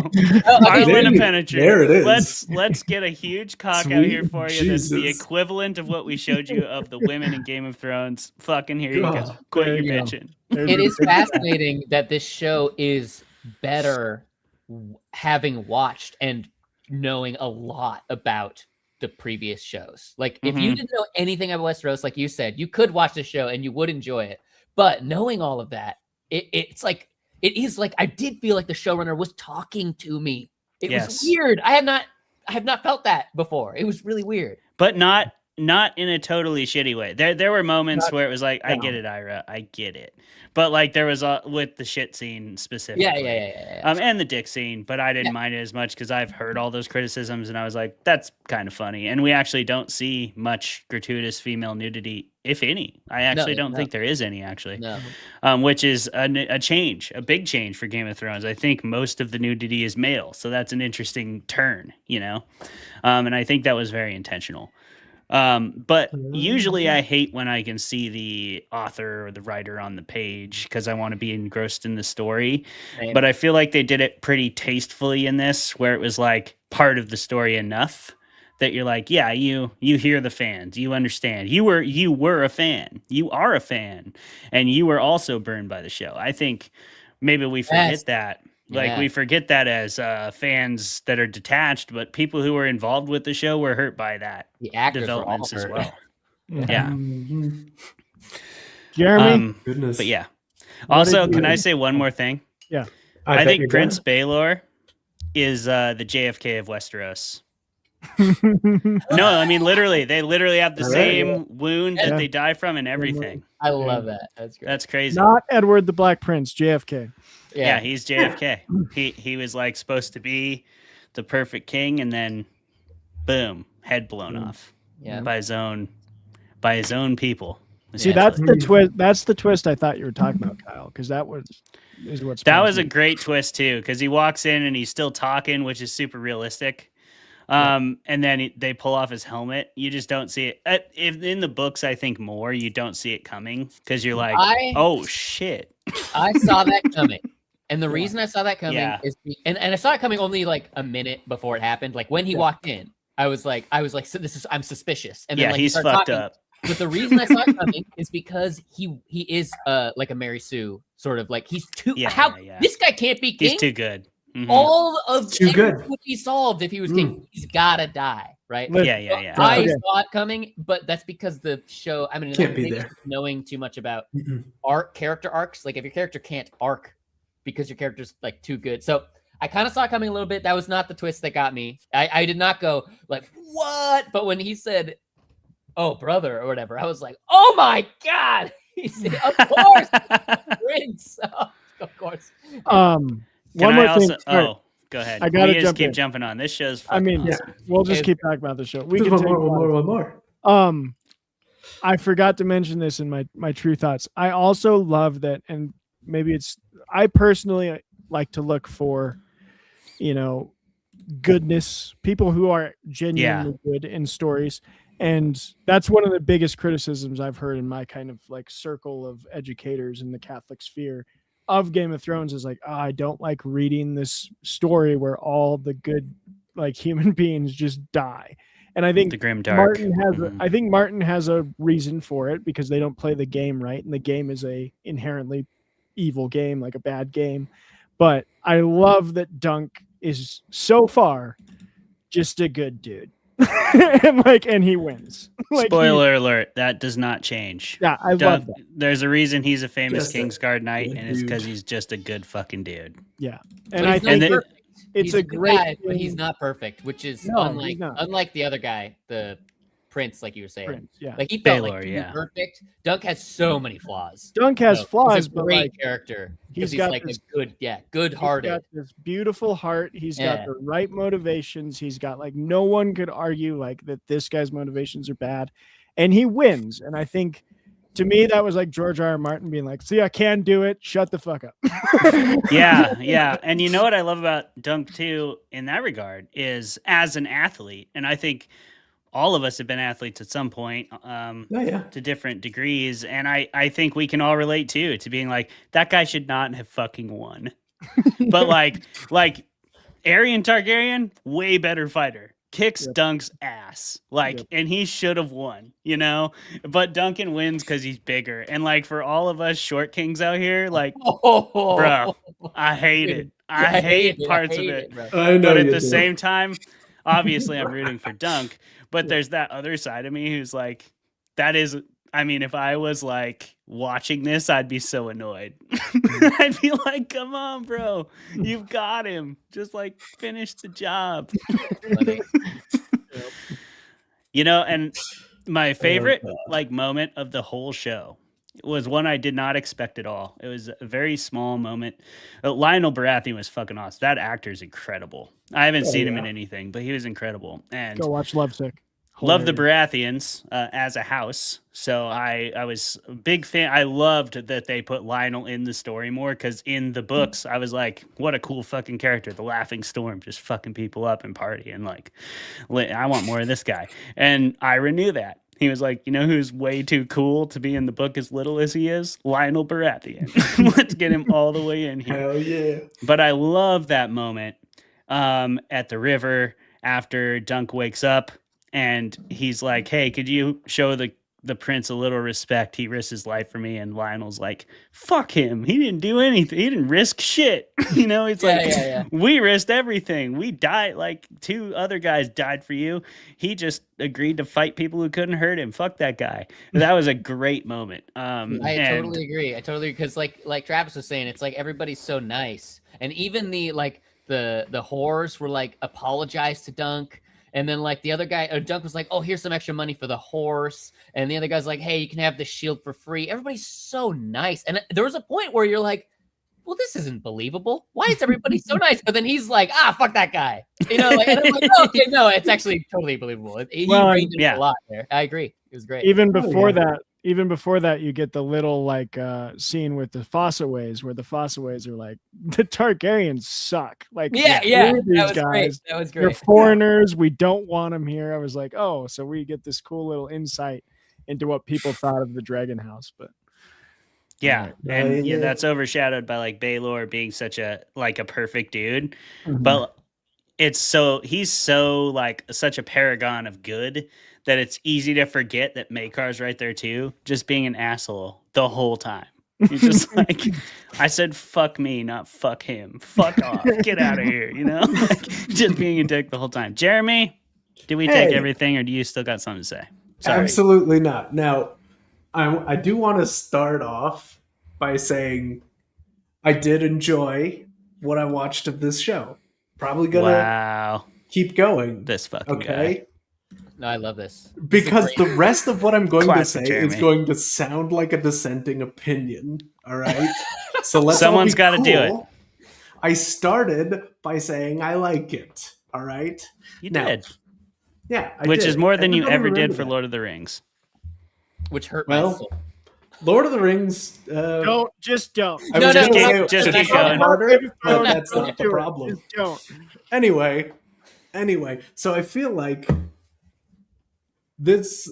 I gave this show my classic 3-episode test, and it leads me to a question that I want to ask people later. But I gave it my classic 3-episode test, and I feel like this show is deliberately trying to mess with me because Yes. it doesn't follow. Yes, I know it is, but it doesn't do what pre-streaming era shows do, where it like establishes the whole everything you need to know in the first 3 episodes, where like you're introduced to the main characters and the main goal, and ideally enough world building for you to understand the story. You're introduced to the thing that complicates the main goal, which in this case was, oh, Egg's a prince. Yeah, I know. I watched this show, and I was sure that only Dunk was surprised by that, but turns out also Kyle. So that's nice. Oh, so you figured that out? Well, I mean, in like the second episode, they're like, "Oh, the princes are missing, and the youngest one is named Aegon." So, Oh, okay, yeah, you but know. they're all named Aegon. So I was like, yeah, There's okay, like whatever. 50 Aegons. I was like bored. I was bored of that conversation when they're like, "Prince is missing Aegon." I was like, whatever, that's fine. I was They're too like, locked the in youngest- to Dunk Exactly. just as a character. But that's good that you figured it out. Exactly. See, that's what I liked about the twist is it got me. Yeah. It's Yeah. I didn't mind it as a twist, because even though I saw it coming, like I knew Dunk was still going to be surprised, and it was going to rock his absolute world. Right. And but anyway, once you get past that, typically episode 3 of a show, you're introduced to like the status quo, like what you can expect tone and stakes wise for the majority of the episodes for the rest of the series. Like that's and that's a good way to acclimate to many shows, but seemingly not anymore, because this show in particular, with its short episodes and its frankly bizarre pacing at times, it ends the 3rd episode with you finding out that Egg is in fact a prince, and he cut his hair because his brother's a dickhead and he doesn't want to look like him. And I'm like, so wait, has he been shaving his head every day? Because that is one just shiny, clean, bald head on that boy. And It's true. how do you... But, I like so much about this show that I am going to keep going, even though I have no idea what I'm supposed to expect going forward. But that is, my thing. I love that you start the thing and you get right away like, oh, so Dunk is doing A Knight's Tale. God, I'm on board. Yep. It's great. And it's like it's a cozy relative to Game of Thrones type story with people just hanging out and talking. I love the chemistry between Dunk and Egg, especially the thing of like oh, all the kids call me small and scrawny. It's like, Love that kids conversation. used to call me stupid, and then like, I'm not telling how is that any of your Dunk's business? just like, that's my business how I handled that. Fuck off. Yeah. And So funny. it's that, and it's great. And sure, I am weirded out by how much poop I saw in the first 3 episodes. Like, does the poop keep happening throughout, or is that like People poop, man. people do poop? Horses poop, and the show really wants you to know that, at least early on. I don't know, and I do obviously have mixed feelings about just the biggest hog we've committed to the Game of Thrones universe, I think. Oh, But it does hands do down. a lot to hands down. Like Hands down. there's no, it's like It's like a man's forearm. Like, what are you? Good God. It's like a man's shin, bro. It's crazy. Yeah, Like, Hodor there has is- a big dick. Oh. But his dick was like way. I mean, Hodor is like big. But in Hodor's a comparison. big Yeah. dude. Hodor Arnold's is, like like, shorter than humongous. Dunk. I'm looking at it right now, Arnold and is I like, still wow. think Pennytree hasn't beat. I'm looking at it right now. Pennytree's got it. Like, it is not like that to That me is just not- explains so much. It explains so much about why he didn't care about wealth or glory. Nah, he doesn't need to. Because he's got a hog like that. That's crazy. Jeremy, I It's heard crazy. nothing you said because I'm looking at it right now. Just looking at it. You gotta Side check. by We side. need to know. I had to check. I swear. making the It's hard to comparison. tell because of the scale was like wrong. Exactly. Pennytree's like The a regular scaling- man. We don't know how tall But- Pennytree is, but like he would have to be like really small for that to not be enormous. Okay, it'd have to I be like also- 3 feet tall. I do want the audience to know, and I shit you not, which is a pun. I was literally mid bite of refried beans when that shit scene Oh, popped no. on. Nice. I almost threw up. Like I was Oh, like, no. oh. It was bad. But anyway. I know. I think weirdness aside, I'll keep watching because like the things you guys said is great, and you don't. I didn't watch enough Game of Thrones to even come close to getting burned by the later seasons. I Stop think it. I finished much of season 2. So like, you don't have to know everything to have a good time with the show, although it clearly helps. It So I wanna might not. talk- I don't wanna know talk if a it little bit does. about okay, so what are we doing here, right? We're reviewing this show, and it's fascinating to I can review a movie because the movie has a beginning, a middle, and an end, and then you can talk about it, right? But a show is so hard to review because like, yes, you should watch this first season. The first season is good, but is it good? I mean, it has so much baggage, right? And the bar that it set is high, and it has to exceed expectations because of its baggage.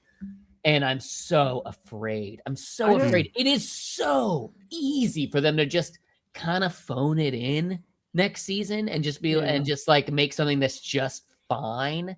And even this season, because of my minor complaints, I'm very critical and a cynic, and I'm like, I hope they like. I get it, Ira. Like you were saying, Clay. You were like, oh yeah, he's talking to you. He's saying here's some male nudity for the sake because you wanted it, all that stuff. But don't do that anymore. Like make things. You motivated. made your point. I'm okay. I made your point. If you want to put male nudity in there, you should. But please make it motivated. Please. Yeah. Like Littlefinger works at a brothel, so when he's at his work and there's naked women walking around, I'm like, at least that makes sense. Like, I get it. There's like a weird lesbian sex scene that there's no reason for that. All right. Okay. I get it. He works at a brothel, but yeah, I do feel like this show could fall into the boys trap, which is just, we're going to make a giant dead whale and shove our characters in it for no reason. Like, I don't want that at all. So I pray that they like get that out of their system, and then they just like roll with what is good about the show, which is that it's not a Game of Thrones, it's a day in the life of a peasant, right? Yeah. That's great. I do have to push back a little, Kyle, because I don't have the same. Maybe I mean you're right to have fear, I think, and anxiety over that. But I don't have the same level of fear because I think I got the sense from the boys that was the point the whole time. They just didn't have enough money to do it as big as they wanted. Like nothing about what Kripke wrote was subtle. He's as subtle as the dick on the Game of Thrones script. He wrote Supernatural. Like yeah. I mean, Kripke. I was never under this impression that if Kripke got more money, he would keep being like smaller. Like I was like, yeah, so all I the can boys say, get as big as it did. But I think there is the things in there, but like I have a little more confidence in Ira to be faithful to the book because he was faithful to the book, according to Clayton, who knows I'm going to trust him. Extremely faithful. Extremely faithful. And so if we have 2 more short stories that he can be extremely faithful to, I'm like, okay, you didn't I depart know, the but first time. bro, The Walking Dead was shot for shot faithful to the comic, and I loved it. Season 1 was a brilliant adaptation of that comic. And then season 2 was a brilliant representation of 1 page of the next book of the comic. Like, why did they spread it out? It's crazy. So that's what I'm worried about. Like, yes, you're right. They did do a great job with season 1. It was faithful. That's fine. But I have been burned so many times. Like, the thing is, they know, oh, we only have 2 more. People like this first one. Let's make the next 2 books last 7 seasons. Oh, well, now, but here's I pray that you're right. Go ahead. I hope you're right. Yeah. That's it. That's all I gotta say. I hope you're right. I said do this too, to Clay Kyle. about Game of Thrones. Remember 10 years ago, Clay. I said, I hope you're right. Well, but here's the thing. Like, here's the difference, right? Like, Game of Thrones, they cut more than they kept in. They cut a lot of stuff. I mean, book 5 isn't even in the show. You don't get any of the Dornish prince stuff. Book 5 is very centered around Dorne. It's centered around the mercenary companies. There's a bunch of characters in book 5 that aren't even in the show at all. Euron Greyjoy, who has a whole ass other brother, Victorian Greyjoy, who is a really cool character too. There's like 3 warring Greyjoy factions, and they just crammed them all into the Euron character and then said, never mind, let's just make Euron this character instead, and then did all the Greyjoy stuff with that. Let's kill all the Dornish just with 1 scene and call it good and then move along. That's what they did. But like, they had an entire book of stuff they didn't use, so they didn't choose the route of let's make this 10 seasons. They chose the route of let's make this 2 seasons because all of our actors want to be in other things. Yeah. They could have milked Game of Thrones for years. They had the material from George R.R. Martin to do that.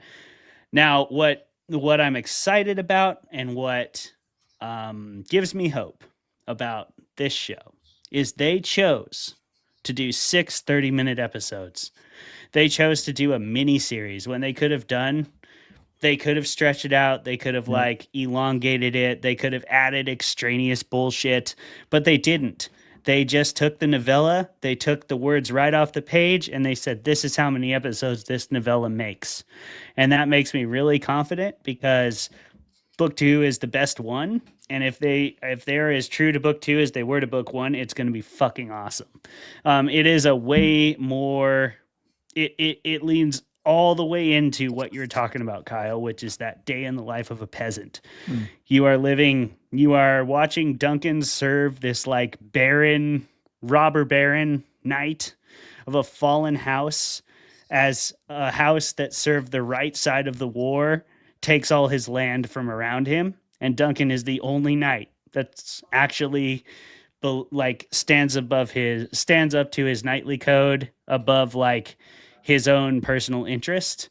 And so he continues to serve Sir Eustace even when it means like you're on the losing side here.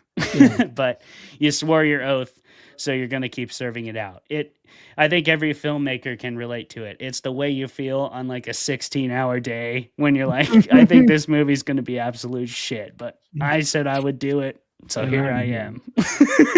I'm with you, Clay, and I know we got to go to I know we got to go to 5-minute break, but I'm with you on, I think the biggest indicator I'll have to hold on to hope is if I see season 2, episode 1 pop up and I see the runtime is 40 minutes or less. I'll be like, all right, we're on the right track here.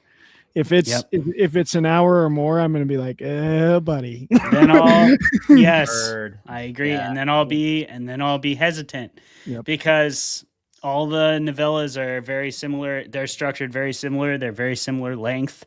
They have everything they need to make like 3 brilliant miniseries. And book 2 is amazing. Book 3 is also really, really good. And it's a fun full circle thing because in book 3, you return to a tourney setting, but with much higher stakes. And Duncan is a lot better at what he does. He knows kind of his place. So it's a very different look at the tourney. And he's like a more experienced knight, but he's still him. and he's still a hedge knight at the end of the day compared to all these other guys. And then you also get this underpinning of the Blackfire Rebellion, which is a really fun like subplot that is only hinted at in season 1, but in season 2 you hear a lot more, and in season 3 it takes a center stage. So I'm excited. I hope that it stays on the trajectory it is, but we'll see. I also have your trepidation, Kyle, because Westeros done burned me. They done said Dracarys and just fucking lit me up with Dragonfire in season 7, and I was a very sad boy for a while. Still charred. But what are you gonna do? I'll tell you what we're gonna do. We're gonna go on 5-minute break because we are already 35 minutes past when we usually do that. Kyle, hopefully you're down to stay a little late tonight. If you got a heart out, that's fine. But you're a homie, and I figured you were down to do like a 2.5 hour show. So down. Let's fucking ride. Yeah. Do it. Everybody turn off your cameras. Turn off your microphones. We'll be back in 5 minutes, and we'll see you on the other side. Thanks for being here on Fermented Fiction. We'll see you on the other side. Like I said already. Goodbye.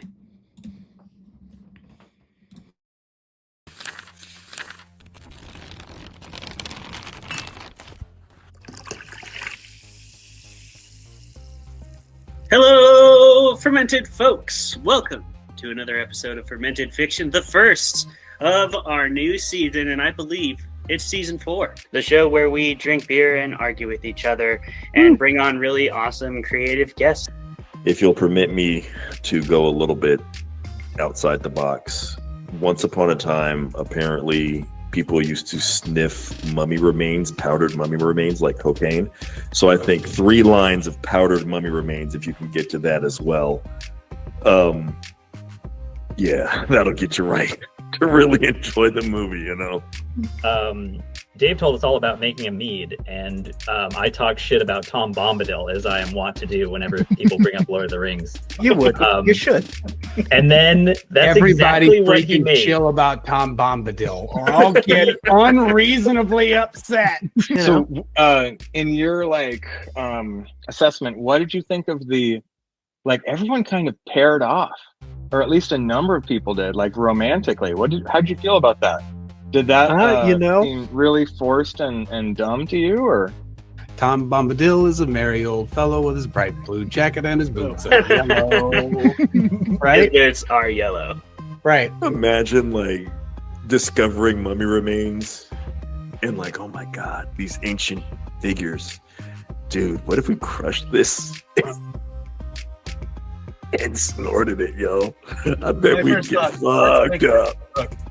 Let's talk for a moment about the fucking all-star cast in this movie. We have Ewan McGregor slaughtering it the entire time, main character energy, top to bottom. You can't argue with it. Women want him, men want him, everybody wants Ewan McGregor. Okay? If you don't agree with that, you're lying to yourself. Apparently she had a backstory, but they cut it because she's very hard-nosed at the beginning. And then I will say another pro of this movie is their chemistry is hot. And I feel like if they didn't have that chemistry, I would have been ugh. Because she says at one point, she's like, oh, it's the apocalypse. What are we going to do? Fuck. And he's like, and then later when they are kissing, if they didn't have chemistry and if it was 2 lesser actors, I think it would have been an eye roll, felt cheesy, but you feel their bond. The Langoliers themselves were originally going to be portrayed by puppets. And I think maybe they should have. Maybe they should have. Dude, that's amazing. There's no maybe about that. And I wish that I could say that there was something greater happening here than the war diary of a broken man living as sort of this White Tower academic with all of his friends sitting inside the Eagle and Child drinking beer and pretending Magic Lion Jesus isn't really silly. Because, it is. If we can just all be very honest with each other. The Lord's work out there. Good job. I like to think that I am. Most people aren't big enough, but I am. I'm willing to step up, you know? Yeah. Dedicate that time. Yeah, you're willing to dedicate that time. The time, the money, all of it. That was so painful. It's one of those painful things I've done in my life. That was so good. We've never been so savagely attacked by any author on their show. It's incredible. And if you want to savagely attack us in any way, you can do that on Get in there. Patreon. You can do that in the YouTube comments. You can be like CS Humble, but maybe not as good of a writer. You can, and you can absolutely do it. You can just eviscerate our shit, but only if you like, comment, and subscribe. You gotta do it with one of your comments. Yeah. I guess you could also become a famous author, and then we'll bring you on the show, and then you can also do that. But the alternative to that is like, commenting, and subscribing. Yeah, you know, like when that if Mace... the famous author thing is too hard, you can do the other stuff. Like, That's comment, good. and subscribe. Yeah, just do those. I want you to hit the like button like you've got that flail that Aeron Targaryen has, and just smash Dunk's head with it. Like, Dunk's head is the like button. Your fingers on the mouse are the flail. Just fucking annihilate that thing. Just smash that button like you own that shit. Come on. Just get right in there. Like it's the first trial of 7 in 1,000 years. Just fucking do it. I am glad that Kyle, while we're waiting for Kyle to come back, I'm so glad that he brought up The King. Because I'm a huge Shakespeare nerd. That's a great loose adaptation of Henry V, but a great adaptation of Henry V. And he's completely right that action scene at the end between the Dauphin and King Henry is like so brutally realistic of just like, yeah, two men and a lot of metal just trying to outlast each other. Yeah. Like, it's hard to kill someone in full plate. It's hard to kill someone in full plate. Yes, I totally was thinking of that movie, which I really liked that movie a lot. That was one where, like, I mean, back in the day, me and my brother would sit down on Netflix and press play on random stuff and watch. You know, Jeremy, you said 3 episodes.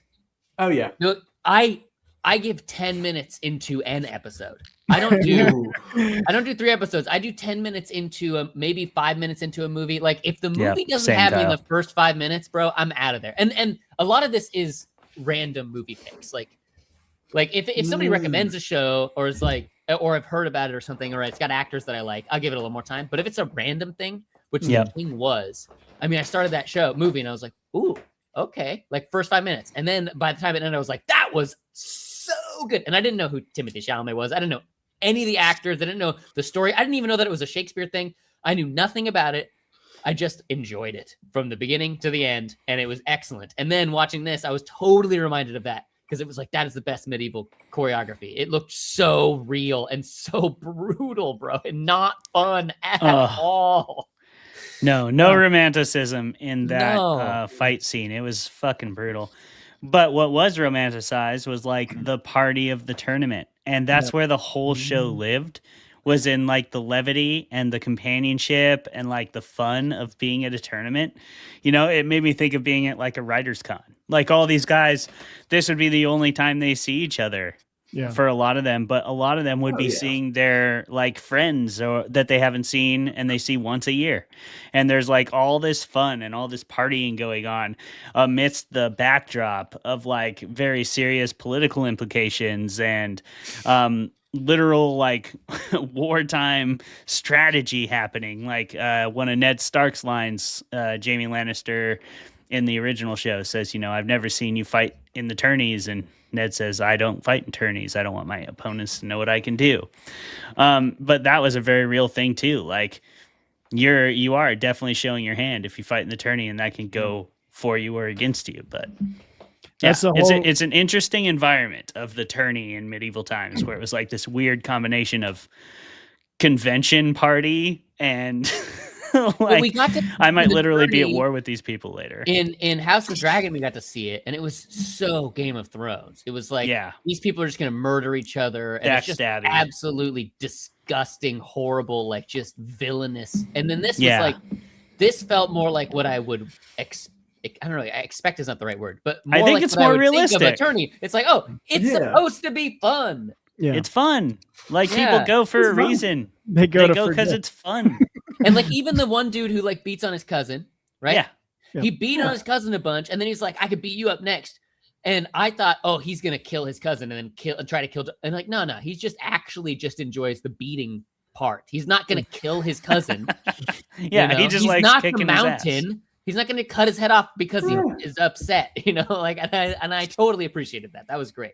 And then he is a villain at the end. But like, even at the end, it was not. And I kind of thought it was gonna be like 5-on-5, last man not standing, but last man alive. But it was not that. It was last man standing. It was just a yield thing. Like, 5-on-5, but if this guy yields and then, okay, it's over, nobody dies, right? They could die, but they don't have to die. And I thought that was so nice. Such a nice change of pace. It was so nice. It's so nice, and it's so much more realistic for what is essentially just a sporting event, Yes.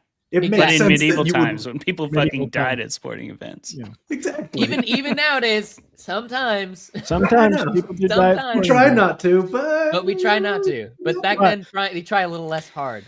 Yeah. I do think we try not to, but we also slam into each other with our entire bodies. So I want to jump into my first question because this jumps into a few of my first questions. But we'll start with the mood and the realism and kind of like the balance. I just want to talk about that balance. We've already talked about it a lot because Kyle, you referenced one of my least favorite examples of this, of like levity becoming just base gratuity for no. I'm not a fan of The Boys. If anyone's understood that by now, I liked like a season and a half. Anyway, but I think this show really does blend that like realistic mood of a medieval, town that things can turn on a dime and become dark, like with Baelor, but also there's people that aren't going to care about his death as much.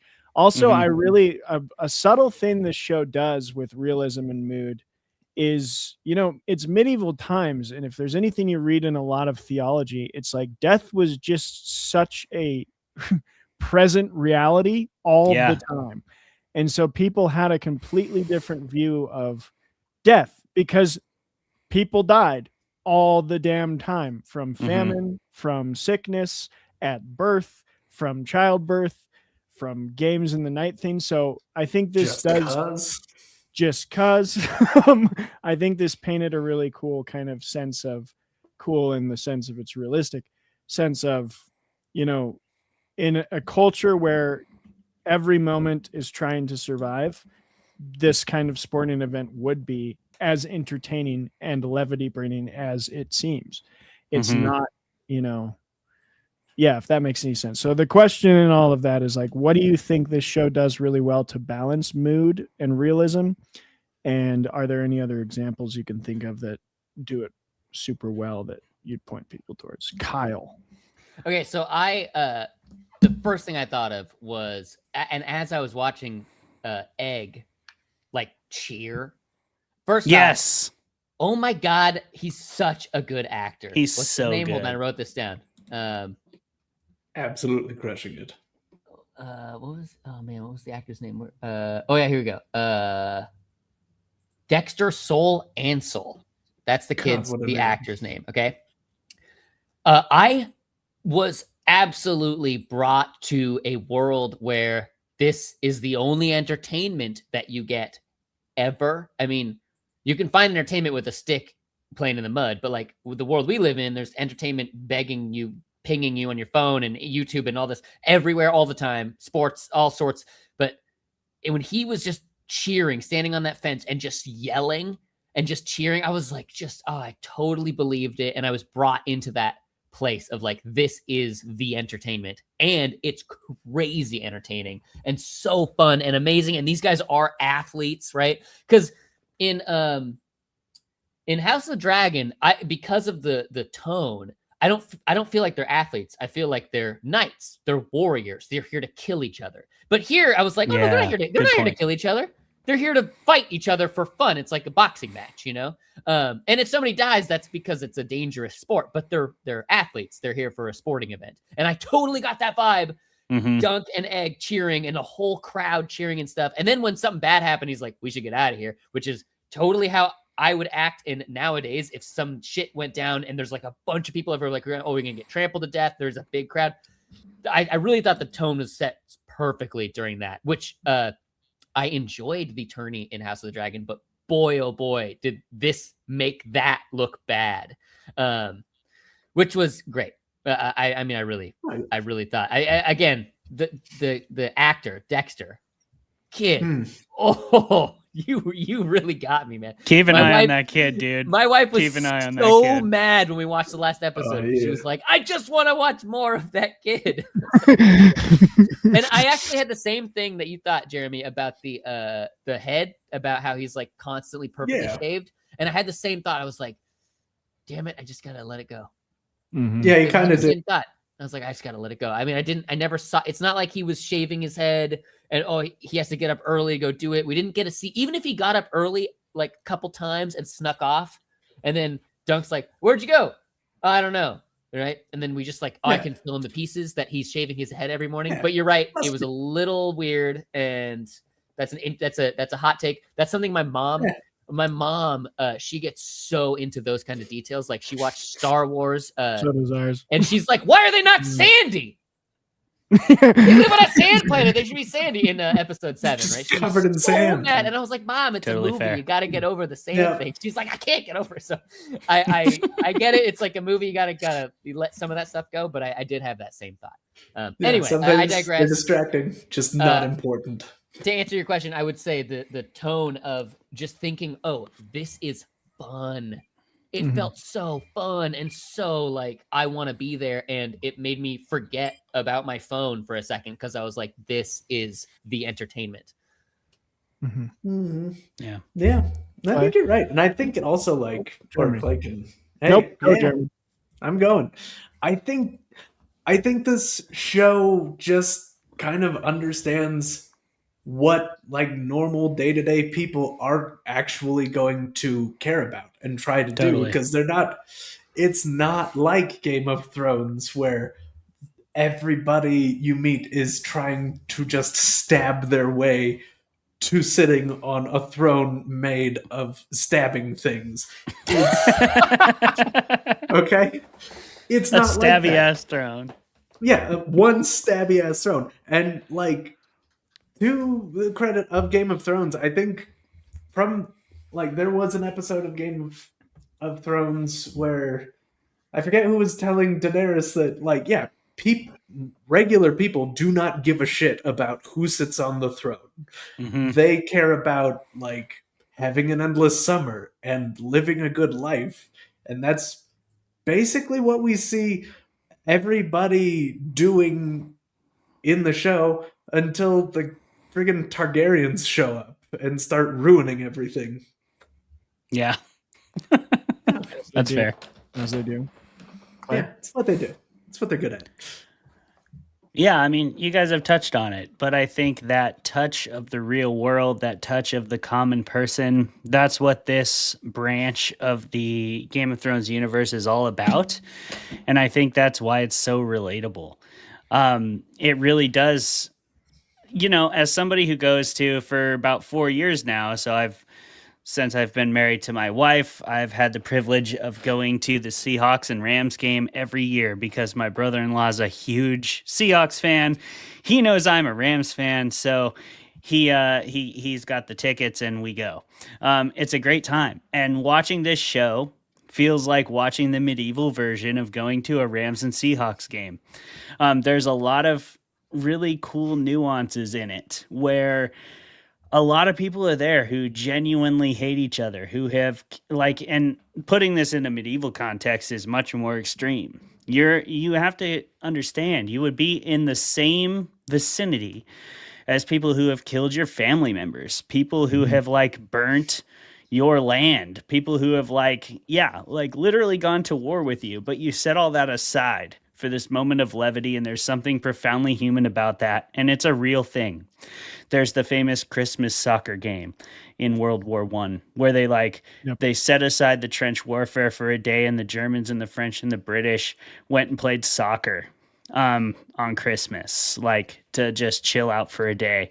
And those are real things. That has also happened in South American wars. I can't remember the exact war, but there's a war similar where that soccer game broke up the war, and there was an armistice for a day for a soccer game. But sports entertainment, the art, these things matter to people on such a deeply profound level that they can bridge this gap of hatred and like rage and all the nastier parts of humanity. And there's a real beauty in that comes out when you gather for a common purpose like entertainment or sport. And I think this show really just leans all the fucking way into that beautiful side of humanity while also showing the brutality inherent with those events and the people who commit them. You know, like being an athlete is in a combat sport is an inherently violent trade, and there's a trade-off there, but there's also a beauty there. There's an art to it. It's called martial arts for a reason, and I think there's a real profound beauty in this show that it explores that we don't see a lot. The only I can't think of it because I love your point there, Kyle, about the tourneys in Game of Thrones or House of the Dragon. Like you watch the tourney, the hands tournaments in season 1 of Game of Thrones, and you've got the Knight of the Flowers, and he jousts against the mountain and he unseats him, and then the mountain like cuts his horse's head off and tries to fucking kill him. Yeah. And Sandor Clegane steps in and is like, no, and they fight and then they bow and whatever, and Littlefinger's back there like, you know, and twirly mustache and like. There's all this like conniving and backstabbing, and it doesn't really explore the like, and it is in the book. The fun of the tournament is in the book. Like Sansa is enamored by the tournament. When she gets that flower from Loras Tyrell, she's like, "Oh my god, that's my literal dream come true." And like those things are in the book, but in the show they're sort of overshadowed by the political intrigue, and that's what I was talking about in my argument about the lens of the nobleman, the lens of the political, the like House of Cards of Game of Thrones, that this show sort of just like abandons in favor of the common person. Because Duncan Tall is the main character, and Aegon Targaryen, who is a prince, yearns to learn more about the common person from a genuinely altruistic desire to understand human beings. Like he's just an empathetic kid. He just like is a good kid, and he sees that Duncan is a good person, and he's like, look, I've been around shitty people my whole life. Like I see a good person, I want to hang out with that guy. Like I'm a kid and I don't have those inhibitions of like those like societal expectations haven't quite permeated me yet to the degree that I would rather honor decorum over my own true desires. And that's the beauty of being a child. And Aegon gets to lean into that partly because of his privilege of being a prince. And I think there's something beautiful there. So we see the development of a man who will become one of the better kings of Westeros. And he only gets that privilege because he was in the right place at the right time to meet an actual true knight who comes from the lower class. And so you see a really cool blending of all those different cultures in medieval society coming together in a tournament as they would. It's a true melting pot of society, like sports. You know, you go to a Seahawks game, you're sitting maybe by a CEO, another person who can afford a Seahawks ticket. Like, you know, like who fucking knows who this guy is, but whatever. He's screaming at me, I'm screaming at him, and we're going to get a beer later and it'll be fine. It's a beautiful thing. And to add to some praise, the set design was like, I do kind of wish I had a better feel of like the layout of the tourney in general. I can walk around in my brain. I can walk around Winterfell. Now, maybe that's because there's a lot of seasons of it. Yeah. But I will say it really did feel like there was so much going on in the tourney, and it was not like a cheap set where you're like, oh, that's the same tent but from a different angle, right? It did not feel like that at all. It felt like there was a bunch of different little places, and they would walk around, and because we were really from one character's perspective, even in Game of Thrones, like you are kind of God's perspective, you're watching everything all the time, where in this you're Dunk's perspective. And so if you are walking into a room, you don't get to see the castle, you just get to see the room. And I think that actually played pretty good. There was a lot of so many different little tents, and he's like buying food from this, and then he's like talking to this witch, and then he's going into the where the theater is, and then he's like standing outside this, and then he's going in this room. And it felt like a big place. There was one point where he's like on that bridge, and I'm like, wait, where is that? That's like a whole. And then that made me kind of it grew the land or the layout of the tourney, and I thought was a good way. And I could understand being like, oh, I'm kind of confused about where he is, but it didn't matter because at that point he's like sad walking too. So he's like looking down. He doesn't even know. He's just walking, right? I think that's also kind of the point to Clayton's like comparison with sports. Like, I mean, how many wrestling tournaments have you and I, Clay, been to that are like the big ones, that freestyle Greco tournaments you sign up to that are like national, and you show up and you weigh in. And I love the detail of like you don't get the fight until the 6th episode, fifth episode. And I was like, yeah, that's a tournament right there. Is like, you show up, you weigh in, you're like, all right, I'm ready to wrestle. It's like your match is in 3.5 hours. Mostly waiting. Okay, and when you go into like the basketball stadium, you like walk in and you're like, wait, where am I? And you just like walk in circles, and it's all like the same stuff. But this show did not make it look like it was the same tent over and over. It was very well done. The set design was excellent, I will say. No, you're right. It wasn't all shot in the same 10 square yards. Right, it was not. Yeah. Thank God. It's very purposeful too, because when you walk through, I only noticed this on like my third watching for this show, but when he walks into the tournament originally, he walks through 2 tents, and it's Duskendale and Beesbury. They're the 2 houses that he walks past first. And those are the 2 that, one that rejects him and one that ends up fighting for him in the tournament. Because Duskendale's the night he's like, hey, Sir Arlen fought for you. And he's like, fuck off, I'm trying to get laid. This show definitely did what Game of Thrones does really well, which is like the more times you watch it, the more tiny details you get. And I noticed that was happening. And I had to stop myself from like pausing it and thinking, because I'm like, it's okay. You don't need to get everything the first watch. Like, that's the best thing about smart television or smart media is it rewards a second watch or a third watch. So I'm excited.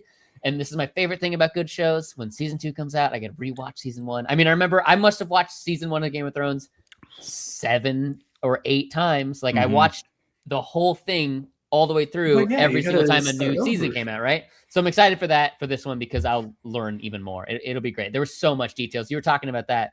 I didn't read the books, but you kept talking about all the different little things that they keep talking about. And I'm like, oh, I'm so excited to like eventually get that. I don't need to get it right now. Eventually I'll get it, and that'll be great. It's like, oh man. Yeah.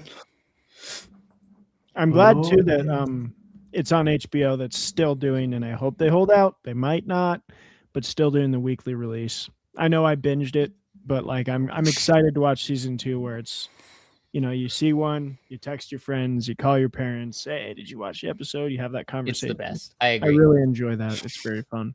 I agree. I miss it. It's a communal feeling, and that's particularly fitting for this season of this show. Like, it's all about community. It's all about that sort of hearkening back to older entertainment, like Kyle was saying. Like, this is all these people had. People would come from miles around to stand in the nosebleeds and watch this jousting tournament, you know? Yeah, exactly. I think too, like sorry, go ahead, Jeremy. I was just gonna say, and it goes back to that point where Clay is, it helped build that feeling, this almost Monty Python feeling of people like, oh, come on, let's not argue and bicker about who killed who. Let's just watch these sports and get drunk. It's great. Yeah. I remember Go ahead, Kyle. Okay, I watched what's this Succession? You guys seen Succession? Yeah, I saw one episode. I enjoyed it. I just didn't keep going. So I watched one episode, and I had this similar sort of a feeling of, what was the other one? White Lotus or whatever. I do not want to watch rich people having problems. I fucking hate rich people, and I don't give a shit if they're having problems. So when I watched Succession, I was like, I fuck these people. And when I watched Game of Thrones recently, I've been like, kind of fuck these people too. Like, fuck all these rich people. Now, Game of Thrones has much more going on to it than just rich people having problems. There is definitely more. Like Jon Snow's, I guess he's kind of rich, but like whatever. He doesn't fall into that category of like a billionaire. But Yeah, I he's remember just I upper wrote middle this. class. Yeah, he's upper middle class, right? But I wrote this down, which is that I don't need heavy dramatized billionaires fighting mercilessly over castles, land, and legacy. And that's what this show did so well. I was House of the Dragon? Yeah, House of the Dragon was exactly that. I don't want that. No, I actually liked season 1 because I thought, oh yeah, this is so intense. But then season 2 was like so boring that I was like, okay, well, you lost me on the intensity. Come on, have something happen, please. I think this show had nothing happen, but it worked. I think that's why I asked mostly about tone, Kyle, is because this show made me reflect back on House of Dragons of like, why didn't I finish season 2? Yeah. And yes, I think I still had season 1 was fine. But the more I think about it, the more I'm like, it's like the emo teenager of Westeros. It's just like every character's line, totally is. Every personality, every line is like, I'm sad and everyone wants to kill me for an hour 8 times. And I'm like, I'm done with that. I'm a Targaryen and life is a nightmare. Yeah, it's the simple plan. Exactly. Of Game of Thrones. It's the simple plan of Westeros. The king in the first season, I forget his name. He is he was my favorite part of the show. And I felt he was good. Yeah, he acted his balls off and he was like so not sort of like life's a nightmare. He was like, am I a good king? I feel like I didn't do enough. And everybody's like, nah, everybody like had a good time when you were king. What else could you want? And he's like, right. Yeah, I guess so. So he was the best character. And when he died, the show just lost me. Because then I didn't notice it until you just said it. But you're right. Everybody else was so angsty and sad. Like, oh, I have $1 billion and a dragon and I'm so sad. My dragon doesn't like me. My dragon's only the third biggest dragon. Yeah. It was so lame. Yeah. My brother got the biggest dragon. I'm sad. This was in this show, he's like, wow, this paint job is really good. That shield is sick, by the way. If you ever commission, if you get a commission back and it looks like that shield, keep that artist commission on contract forever because that was sick. Listen, I like where I don't really have many guided questions because I just love where this is going, and I feel like you guys will hop off any. Well, Trav, I did want to say something too because you had a part 2 of your question that nobody answered. You asked if there was another example. And I actually, so I brought up Better Call Saul for a reason. I do think it's a perfect spinoff. Like this show is, maybe not a perfect spinoff. This show is a better spinoff than that, I think. But Better Call Saul is a good spinoff. But it's funny that crossover happened in my brain because Kyle and I's debate for years was which is the best show on television, Breaking Bad or Game of Thrones. And for the first 5 seasons of Game of Thrones, that was an extremely relevant argument. And then Game of Thrones just decided not to be good anymore, and I had to secede because Breaking Bad ended when it was fucking over, and it was great. But I actually think this show and Breaking Bad have a tonal similarity that makes them both work really well, and that is that Breaking Bad does the same thing. It leads into the common person. Yeah. It leans into the humor. It leans into the levity. Like Jesse Pinkman is very much the comedic relief, but he's also the true protagonist of the story.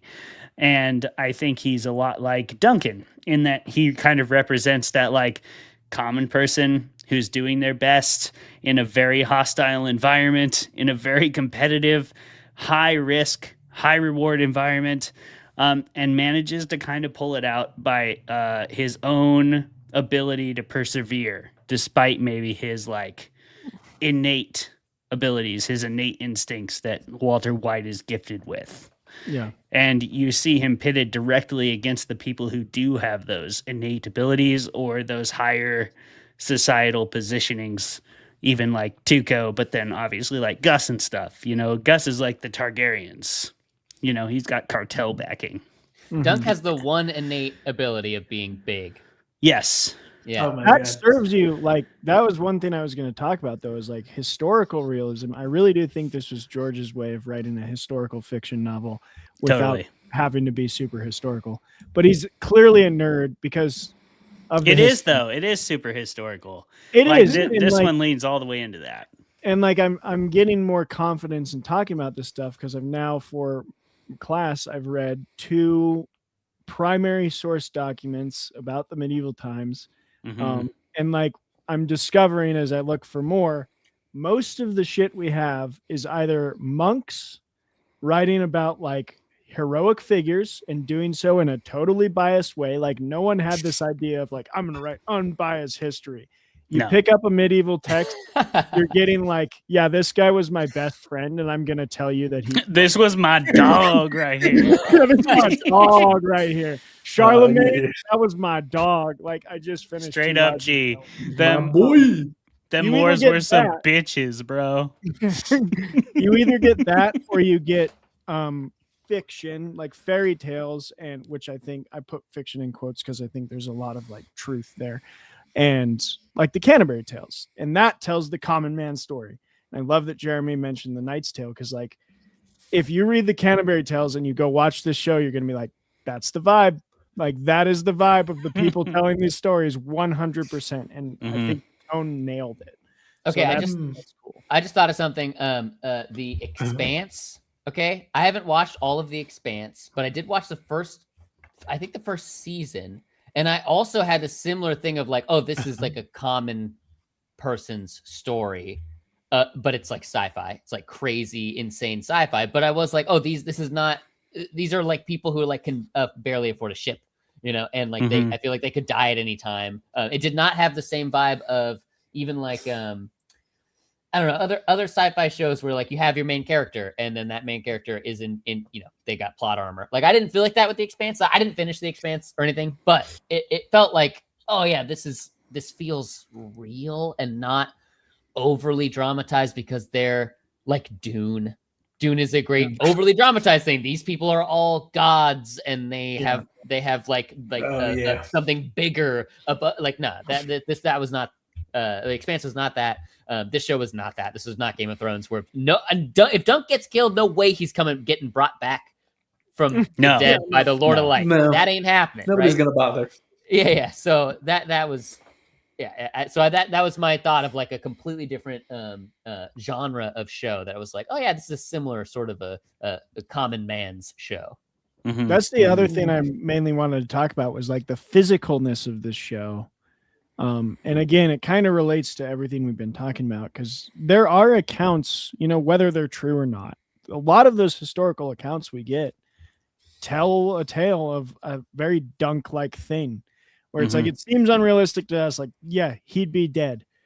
But if we're to believe the historical documents we have about like Alexander the Great, who in his first battle got like run through with a spear and then almost trampled by a horse, survived to like kill his way across the entire Indus Valley. Like we have, you know, Charlemagne gets injured in a couple of the tales that are about him. Like these are things that we have tales about. And so 2 questions here. One, does that ever pull you out? Did you find it like really cool and engrossing, this like physicalness and how the cinematography really gets you into that battle? And 2, when you see like physical sport in movies, I just kind of generally want to know what people think about this representation, and then like, what do you look for when you see that like competitive physical sport aspect of a movie come out? Kyle. Well, as far as physicality, I mean, I kind of talked about that a little bit. I really felt like this made me feel like armor was heavy, which video games never do. No. Master Chief can jump 20 feet. You're like in the doing air, rolls right? and shit. like it's just video games never make armor feel heavy, except Dark Souls 1. Dark Souls 1 is awesome because when you press swing, you rear back and you swing. It doesn't matter how many other buttons you press. The moment you press swing, I mean, it takes like 15 seconds. It's You so better want to press You it. better want to swing. And this show and The King were the 2 shows that I watched where I'm like, oh, armor is heavy, right? And then Game of Thrones tried to do it with the whole mountain and the viper thing, but like it was sort of just like, oh, big guy versus little guy. It wasn't the same. It didn't hit the way that this hit. This, I mean, they obviously like kind of, you could argue, overdid. I mean, it was so, the whole thing. They can just barely stand up. They can barely look at each other. That was an excellent fight scene. So what was your first part of the question? That kind of was, but the second part being like, what do you look for when you're looking at, I guess to add a little more onto this, I guess, like, what do you look for when you're looking at physical sport represented in film, even if it's outside of the medieval era? Because I can think of like Foxcatcher. I don't love the movie as a whole because I don't think they did the story justice. It's a really famous story in the wrestling world. But there's one scene where Mark Ruffalo and Channing Tatum are doing like a drilling practice. And I was like, that is a wrestling practice. Like the way they move, the way they're breathing, the way everything's accurate. So that's like what I look for, is that accuracy. But I don't know. I know some people look for just entertainment value when they look at like sport in movie. And I do think this is sport in show, even if it's a sport we're foreign to. So I guess that's the question. Yeah. Yeah. The being able to suspend your disbelief this is what, I mean, even Jeremy was talking about the shaved head thing. It's like when you're watching shows, you always have to suspend your disbelief. And the more you know about something, the harder it is to do that. I'm curious if somebody who is like a LARPer, like who does jousting for fun, right?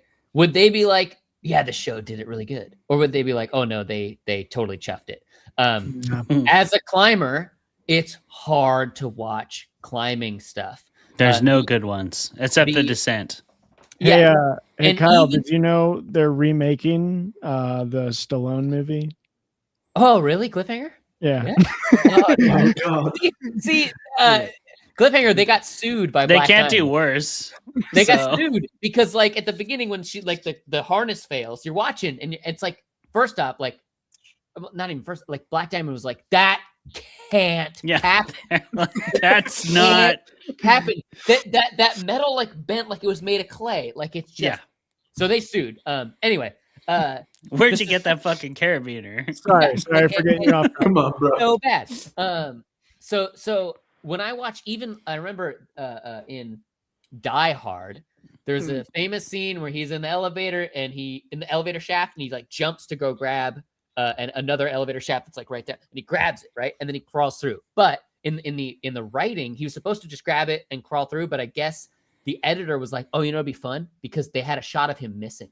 What if he missed the first one, hit it, missed, grabbed the second one, and stopped himself? And I'm watching him like, impossible. I mean, it's just not physically not. I don't care how strong you are. It's too flat. It's too sweaty. It's too much force coming downwards. Stuff like that obviously will always like pull you out. This show, because I know nothing about horseback riding, was so believable. I believed everything, even more so than Game of Thrones. Even Game of Thrones, sometimes I'm like, well, I mean, a great famous example of I think it's Jamie who falls into a lake and then is pulled out of the lake. And you're like, wait a minute, there was a shot of him sinking to the ground. In full plate. In full plate. Super dead. That was like a classic horrible thing. And this show, I mean, it doesn't have any of that at all. It leans so hard into the sport element of it and how realistic and challenging that would be, right? Even there were so many shots of your squire handing you your lance. The importance of the squire, like slapping the horse and like doing all that stuff. There was so much of that, like the behind the scenes stuff that you don't normally see in a jousting, right? It was great. And there's one of my favorite scenes to that point, Kyle. There's I think it's a Tyrell, judging by the armor he was wearing, but he gets dismounted, but then someone else gets dismounted and he grabs that horse and hops on it. He leans over and grabs a shield and he gets back in, you know, and like so badass. That probably happened, you know, if you were super badass and you could pull that kind of thing off, like that kind of stuff was really, really awesome. Travis, It all looked real. There was no Legolas getting on the horse CGI. No, that, it was the not. Legolas clip is so funny. It's so good. See, that's why there's just no elves in Game of Thrones, I think. Yeah. Because elves, they just do that. It's crazy. Yeah. Lord of the Rings and The Hobbit prove that elves don't adhere to the laws of physics. But Clayton, the question was, what do you look for as like that sells you on shows with physical sport and like a depiction of that? Mm-hmm. Yeah. I'm now thinking of my favorite example, which I can't believe took me this long to think of. But Old Boy, the hallway fight. Great. The hallway fight is so amazing because he's just like tired and he's just like throwing the hammer and everyone's like, please stop coming forward, and he's like fucking lumbering on. I love that. Old Boy's great. That's a good example of one I bring up frequently is the Northman. There's that scene where all the Vikings right after the raid just are vomiting and like doubled over in exhaustion and pain. And it's like, yes, that's how you feel after a wrestling match or any kind of martial artist match. Like your legs are literally jello. You cannot stand up. All of your muscles are like either quivering and spasming or they're completely shut down. And you just feel like, like a completely different organism. Like you're made of cartilage and you cannot stand up. And that is so rarely depicted in cinema. The Northman does it really well. That's one of my examples. I think this is another such example.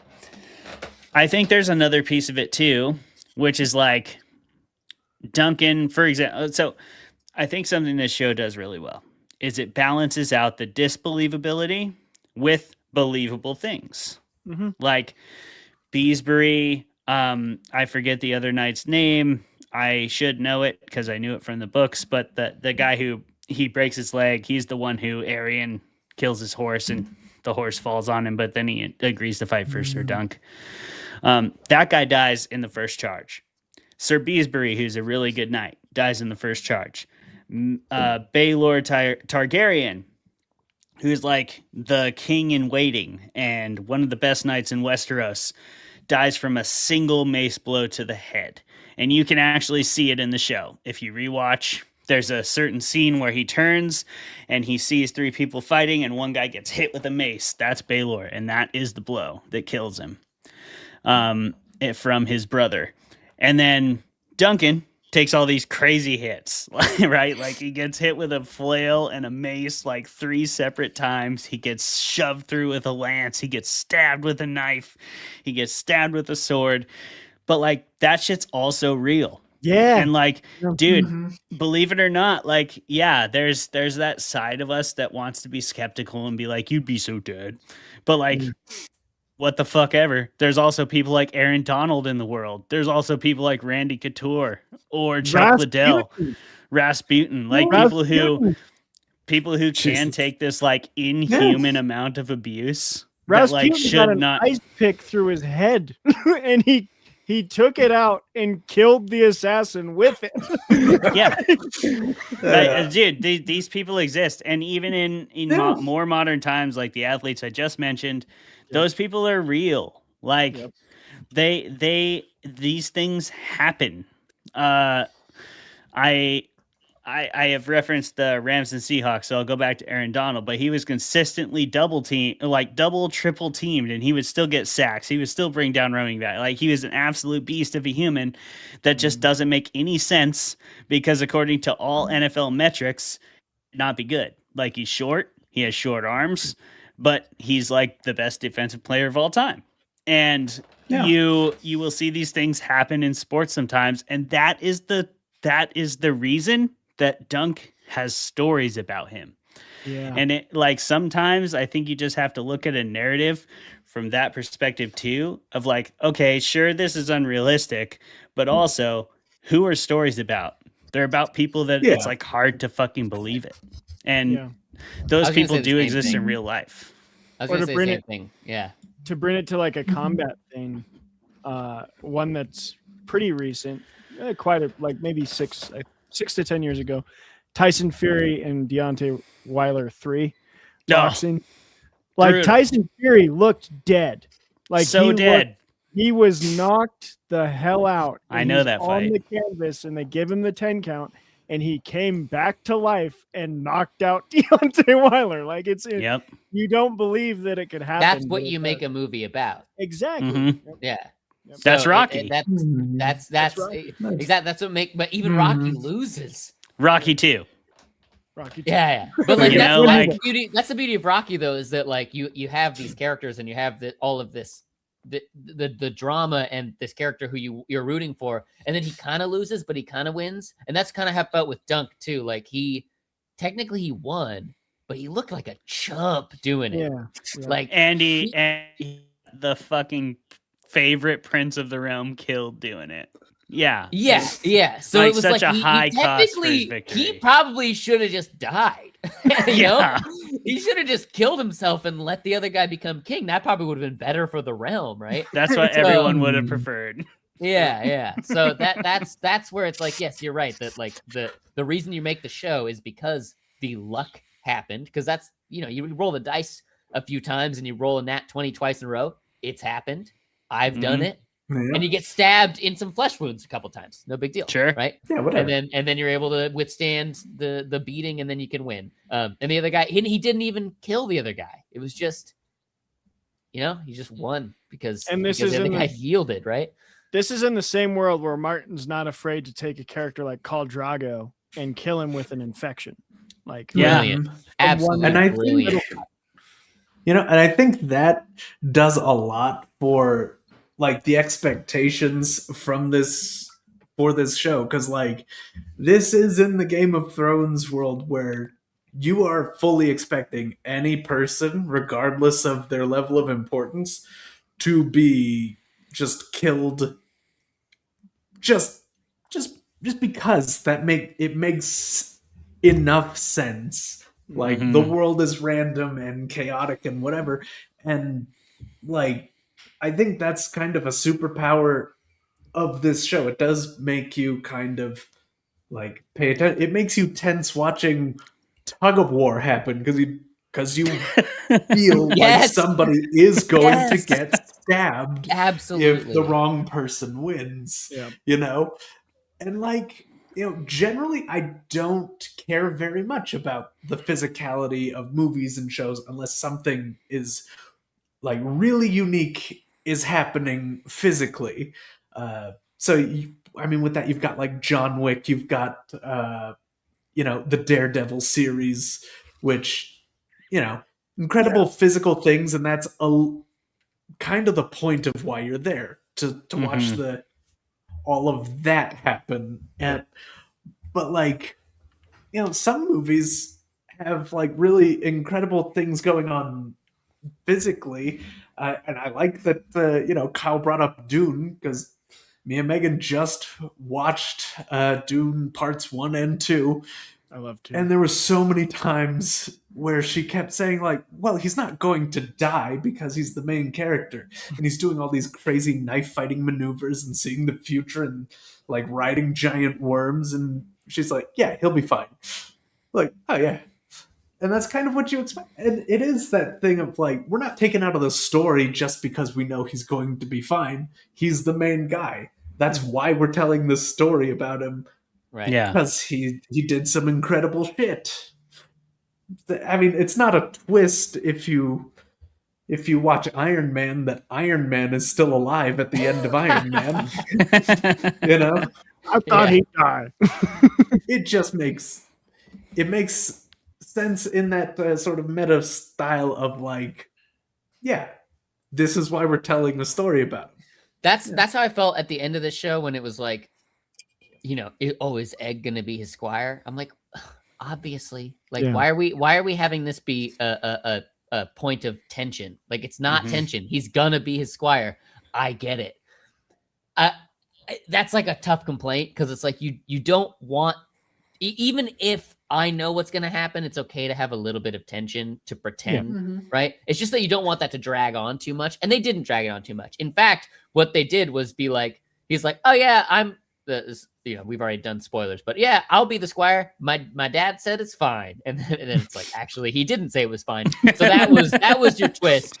Was not the fact that he's gonna be the squire. We all knew he was gonna be the squire. It's the fact that it kind of seems like Dunk stole him, which is probably going to be a problem in the next season. So yeah, so I did think they did the suspense well in that sense. And it's great that Dunk is kind of dumb, so that you can have these semi-obvious twists just for him. Yeah, exactly. Like you said that too when you were like, you knew that Egg was a prince, but you knew that Dunk didn't know, and it made no sense. idea. So I actually, I'm No. big fan of competency porn. Like I want to watch like The Martian and Project Hail Mary. I want to see characters who are just finished the book. Yeah, the book is The Martian is so good. The book is so good. I want to see characters who are smart in tough decisions, making in tough situations, making tough decisions. That's why I like the Star Trek: The Next Generation so much, because even though it's a kids show, you have characters who are all so smart and doing their very best to make tough decisions.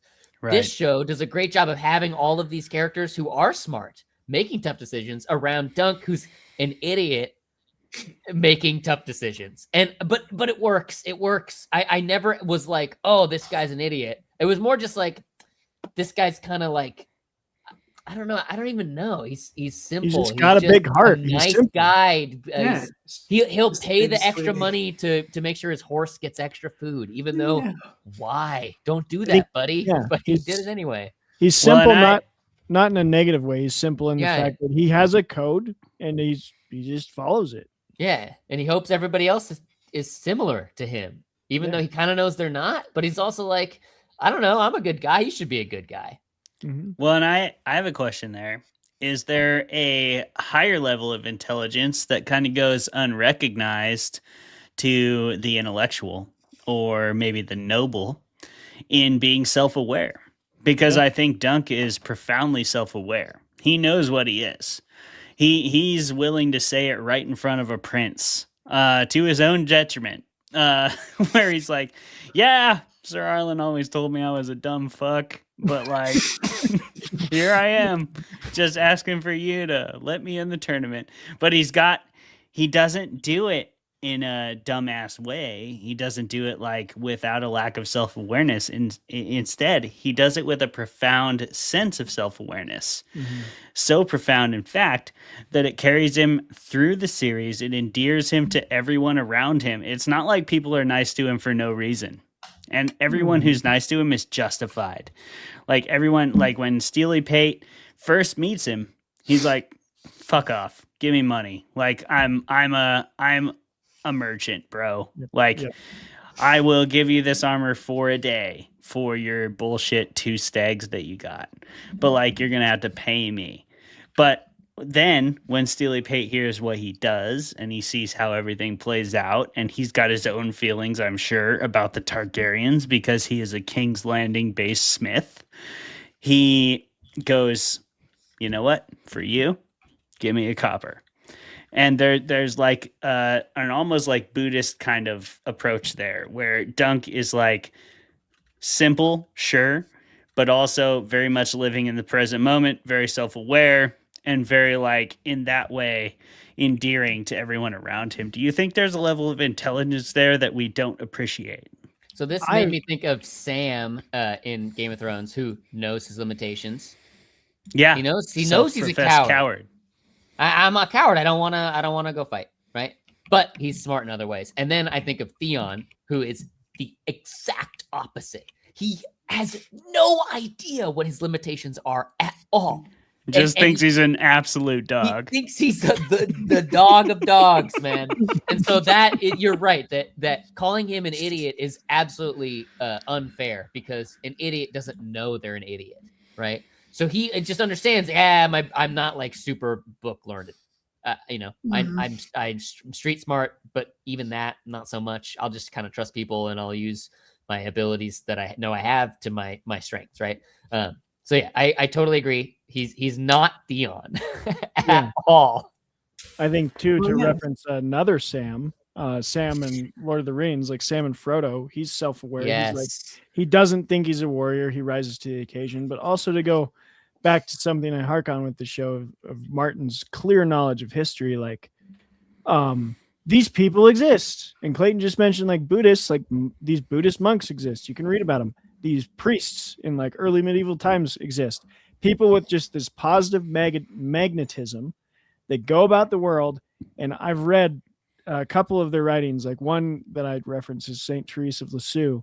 She wasn't like blind. She didn't like, people think about these, oh, they act like everything's fine and they can just pray. And it's like, no, she wasn't an idiot. She was like, yeah, the world is dark and terrible around me, but I can either like be a nihilist and think that that's, you know, I'll just abandon myself to that, or I can walk into it with a code of positivity and like honor and try and bring as much of that into the world as I can. And I love that about Dunk, of like, he even knows, you're right, Clayton, the level of intelligence he has with the self-awareness. He knows who his mentor was.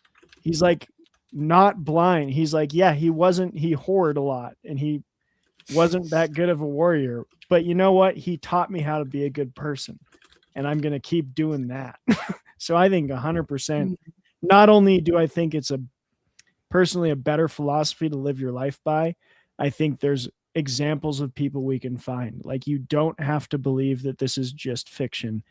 These people exist, and will exist, who have codes and bring that positivity to the world, and infectious kind of like level of honor and goodness. And yeah, I'm big on characters like this, and I'm very excited to see where Doug goes. But and I think there's sorry, Jeremy. I just wanted to say, I think there's a very appreciable level of intelligence and self-awareness that is on display in the show. But go ahead, Jeremy. Yeah, no, I think there is. Yeah, he's got the awareness of where he has skill and where he doesn't. But like, the thing that I like most about Dunk and where he is in this show, but also within the larger world that has been established before, is that like, he is put, I assume very deliberately, in the zone where he is capable of thriving. Because like, somebody who is just good and simple shows up on just regular Game of Thrones, dies in an episode or two, yeah, because they're being so, you know, sweet and genuine. But like, on this smaller scale, where he doesn't have to worry about people scheming to take what's his because he has absolutely nothing, he's in that position where like, yeah, that's going, like, goodwill is going to go a long way with regular people and like ground level scenarios, which is almost everything he finds himself in. It's, and just being good, and that kind of paying off, but also kind of setting him up for future failures, is just, yeah, that feels more real than the elevated Game of Thrones. Like, yes, everything is terrible, and you win by being the most terrible. Yeah. Okay, if you say so. That was that's a really good point, Jeremy. Like, the scene that comes to mind when you say that is, there's a scene in season 6 or 7, the shitty seasons, where there's like some people building a sept. You guys will maybe remember what I'm talking about. The Hound is a part of this group. This is actually after he has been defeated by Brienne and somehow didn't die. He's like carrying a log and whatever. There's these people building this sept, and it's this very idyllic little scene of common people carving their own way in Westeros. And the first thought I had when I watched that scene was like, well, these people are fucked. Like, I don't know how they're fucked or who's gonna fuck them, but somebody is, and they are. And that is the only certainty I have. Like, they're dead for sure. And they were within 5 minutes of me thinking that. Yeah. And this show, you know, doesn't do that. which is And awesome. it's interesting because what's more true? What's more true? I mean, it's kind of true that if you're a nice person, you're gonna get screwed over. But I also think the concept of glorifying hustle culture, which our Western culture does way too much, is it's so overdone. Enough with the hustle culture, man. You don't need to screw everybody over for your own gains. How about you take a step back and look at everything from a different lens. This is why I like for example, Parks and Rec over The Office. Yep. Same show, but Parks and Rec is good people trying to be better, and that's why I like it better. It makes me want to be a good person. This show is Game of Thrones, but it kind of makes me want to be a good person instead of killing my brother for the sake of it, just in case. I'm sitting there I could stab him right now. I could stab He would him. Never suspect it. He wouldn't be in the will anymore.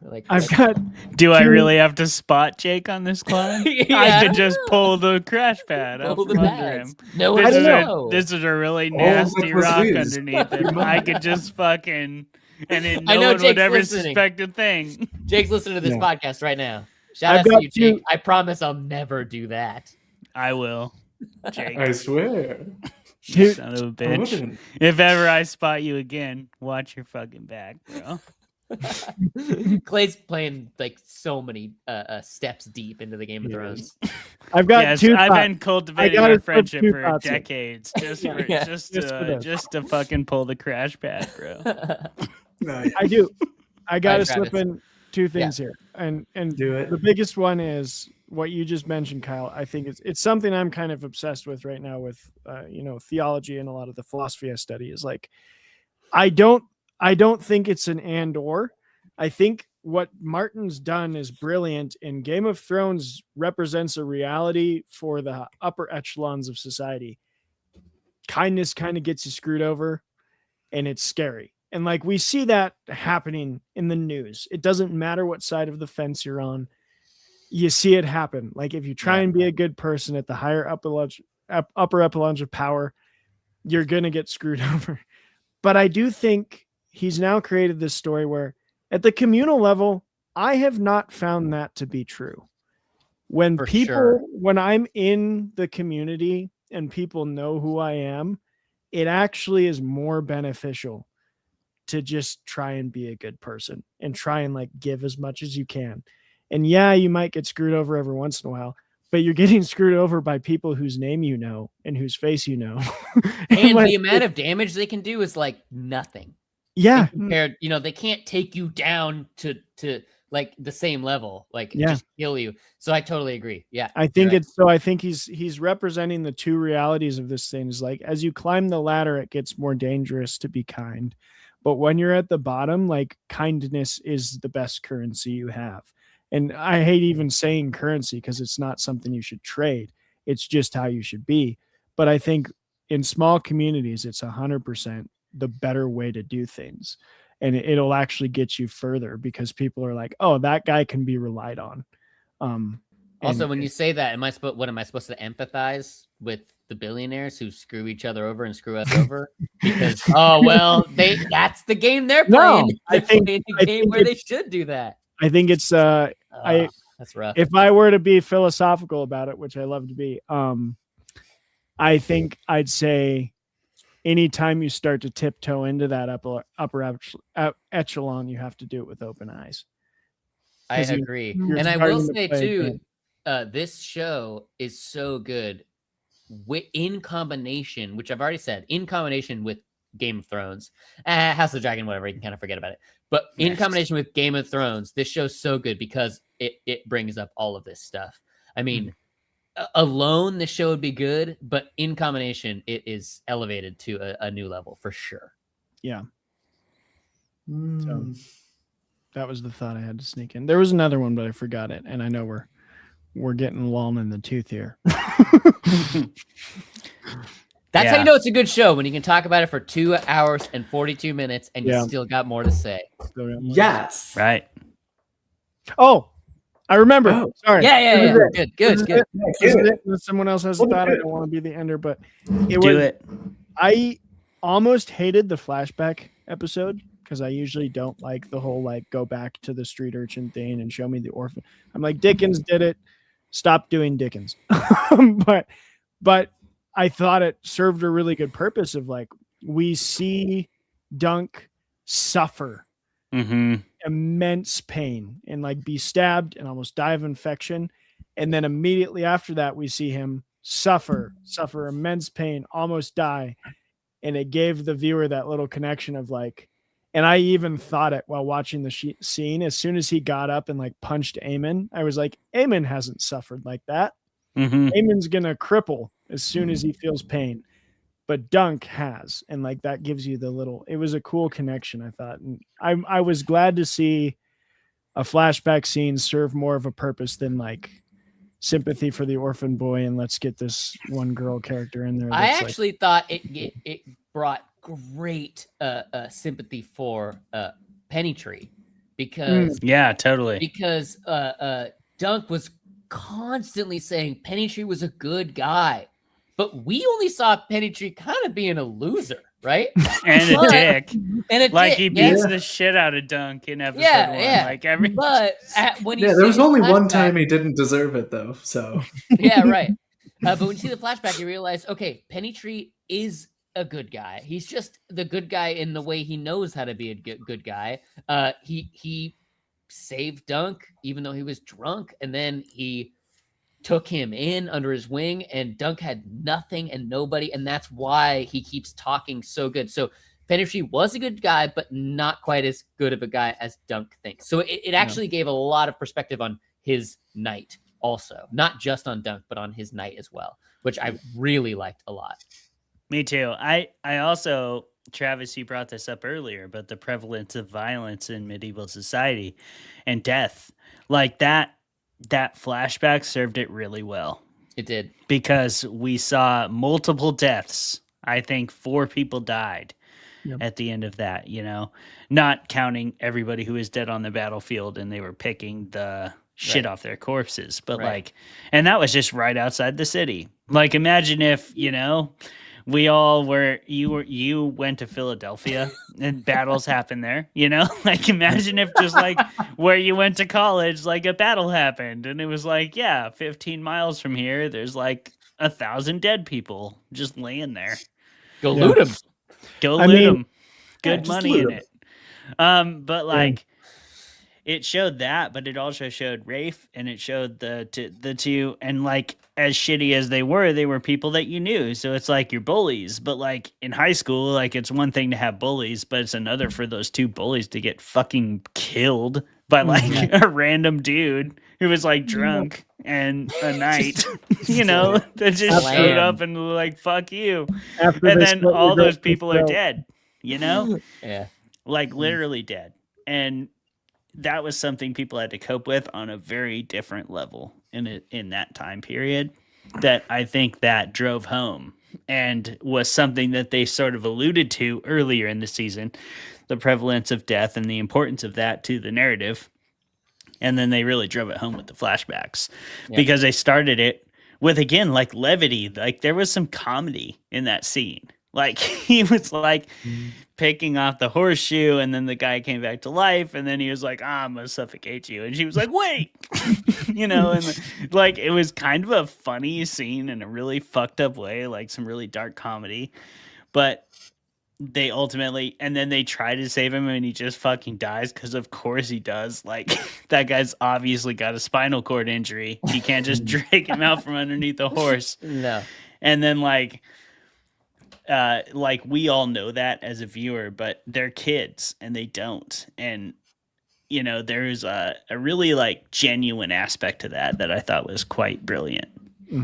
Well, we know it as Game of Thrones viewers too, right? We know that like given any situation that isn't perfect, you're dead. So that was also like sort of a subversion of expectations in the sense that like the show is telling us, oh yeah, this is Game of Thrones. People are going to die all the time, but then they don't, And so I really like that. They really rode that line so perfectly. Yeah. Oh yeah. There was always this sort of like, well, it could happen. And then it's just like, well, this isn't actually the setting for that. Yeah. Turns out. Yeah. I mean, that's it. Yeah. Well, shall we rate this thing? Let's do it. It is time. Kyle, you've watched the show, but I'm sure you know.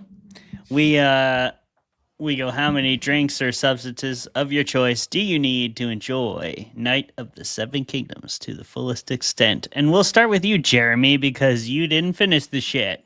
Hey. Yeah. Hey, I gave it 3 episodes. I give it 3 whole episodes. That's a good college try. All right. That's 50%.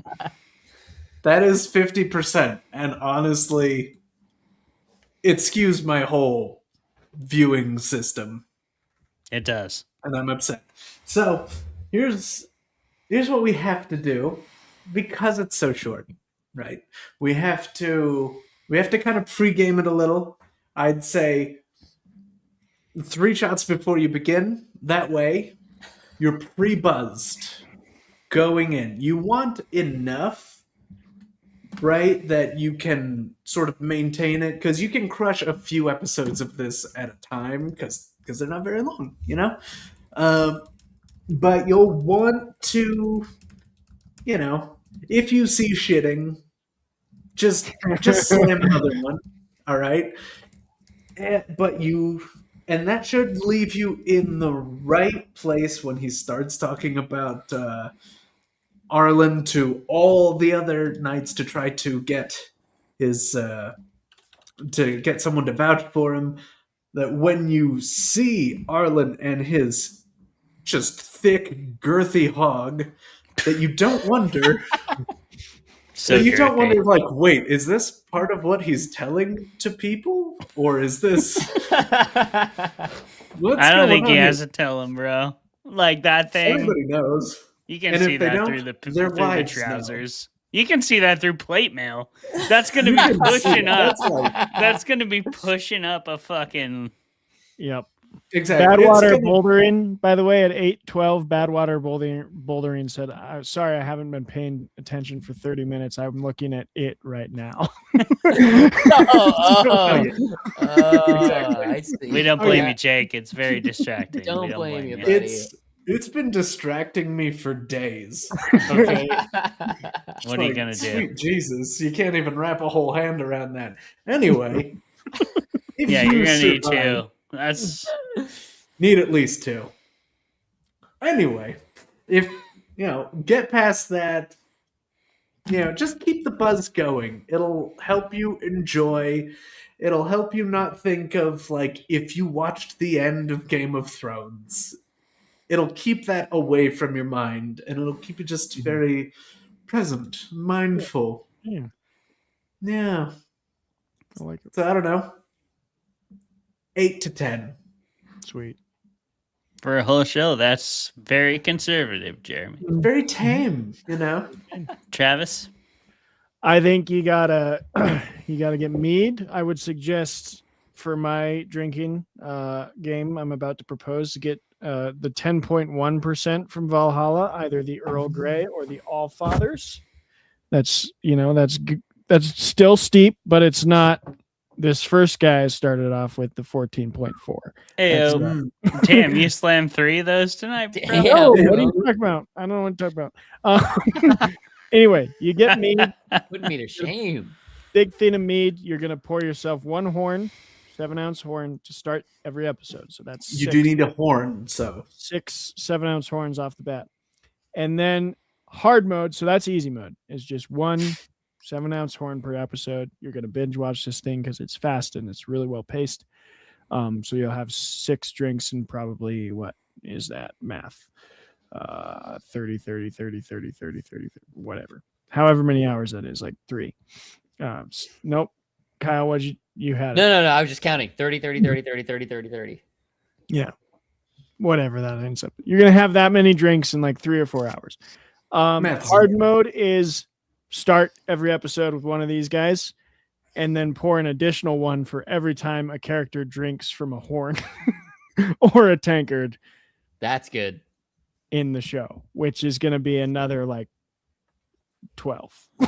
So you'll be very drunk. If you play hard mode, If you play easy mode, you'll be buzzed. If you play hard mode, you will be plastered. Mm-hmm. That's my game. Boom. Boom. All right. So, oh geez. So, get in there, man. I sent my wife to get me some dragon's milk because I knew the corner store had it. She got me this triple mash, much stronger than your average dragon's milk, which you can tell by the slurring of my words on this podcast right now. You're doing great. I've bud. had 2 of these motherfuckers tonight. Oh God. 2 of a 4-pack.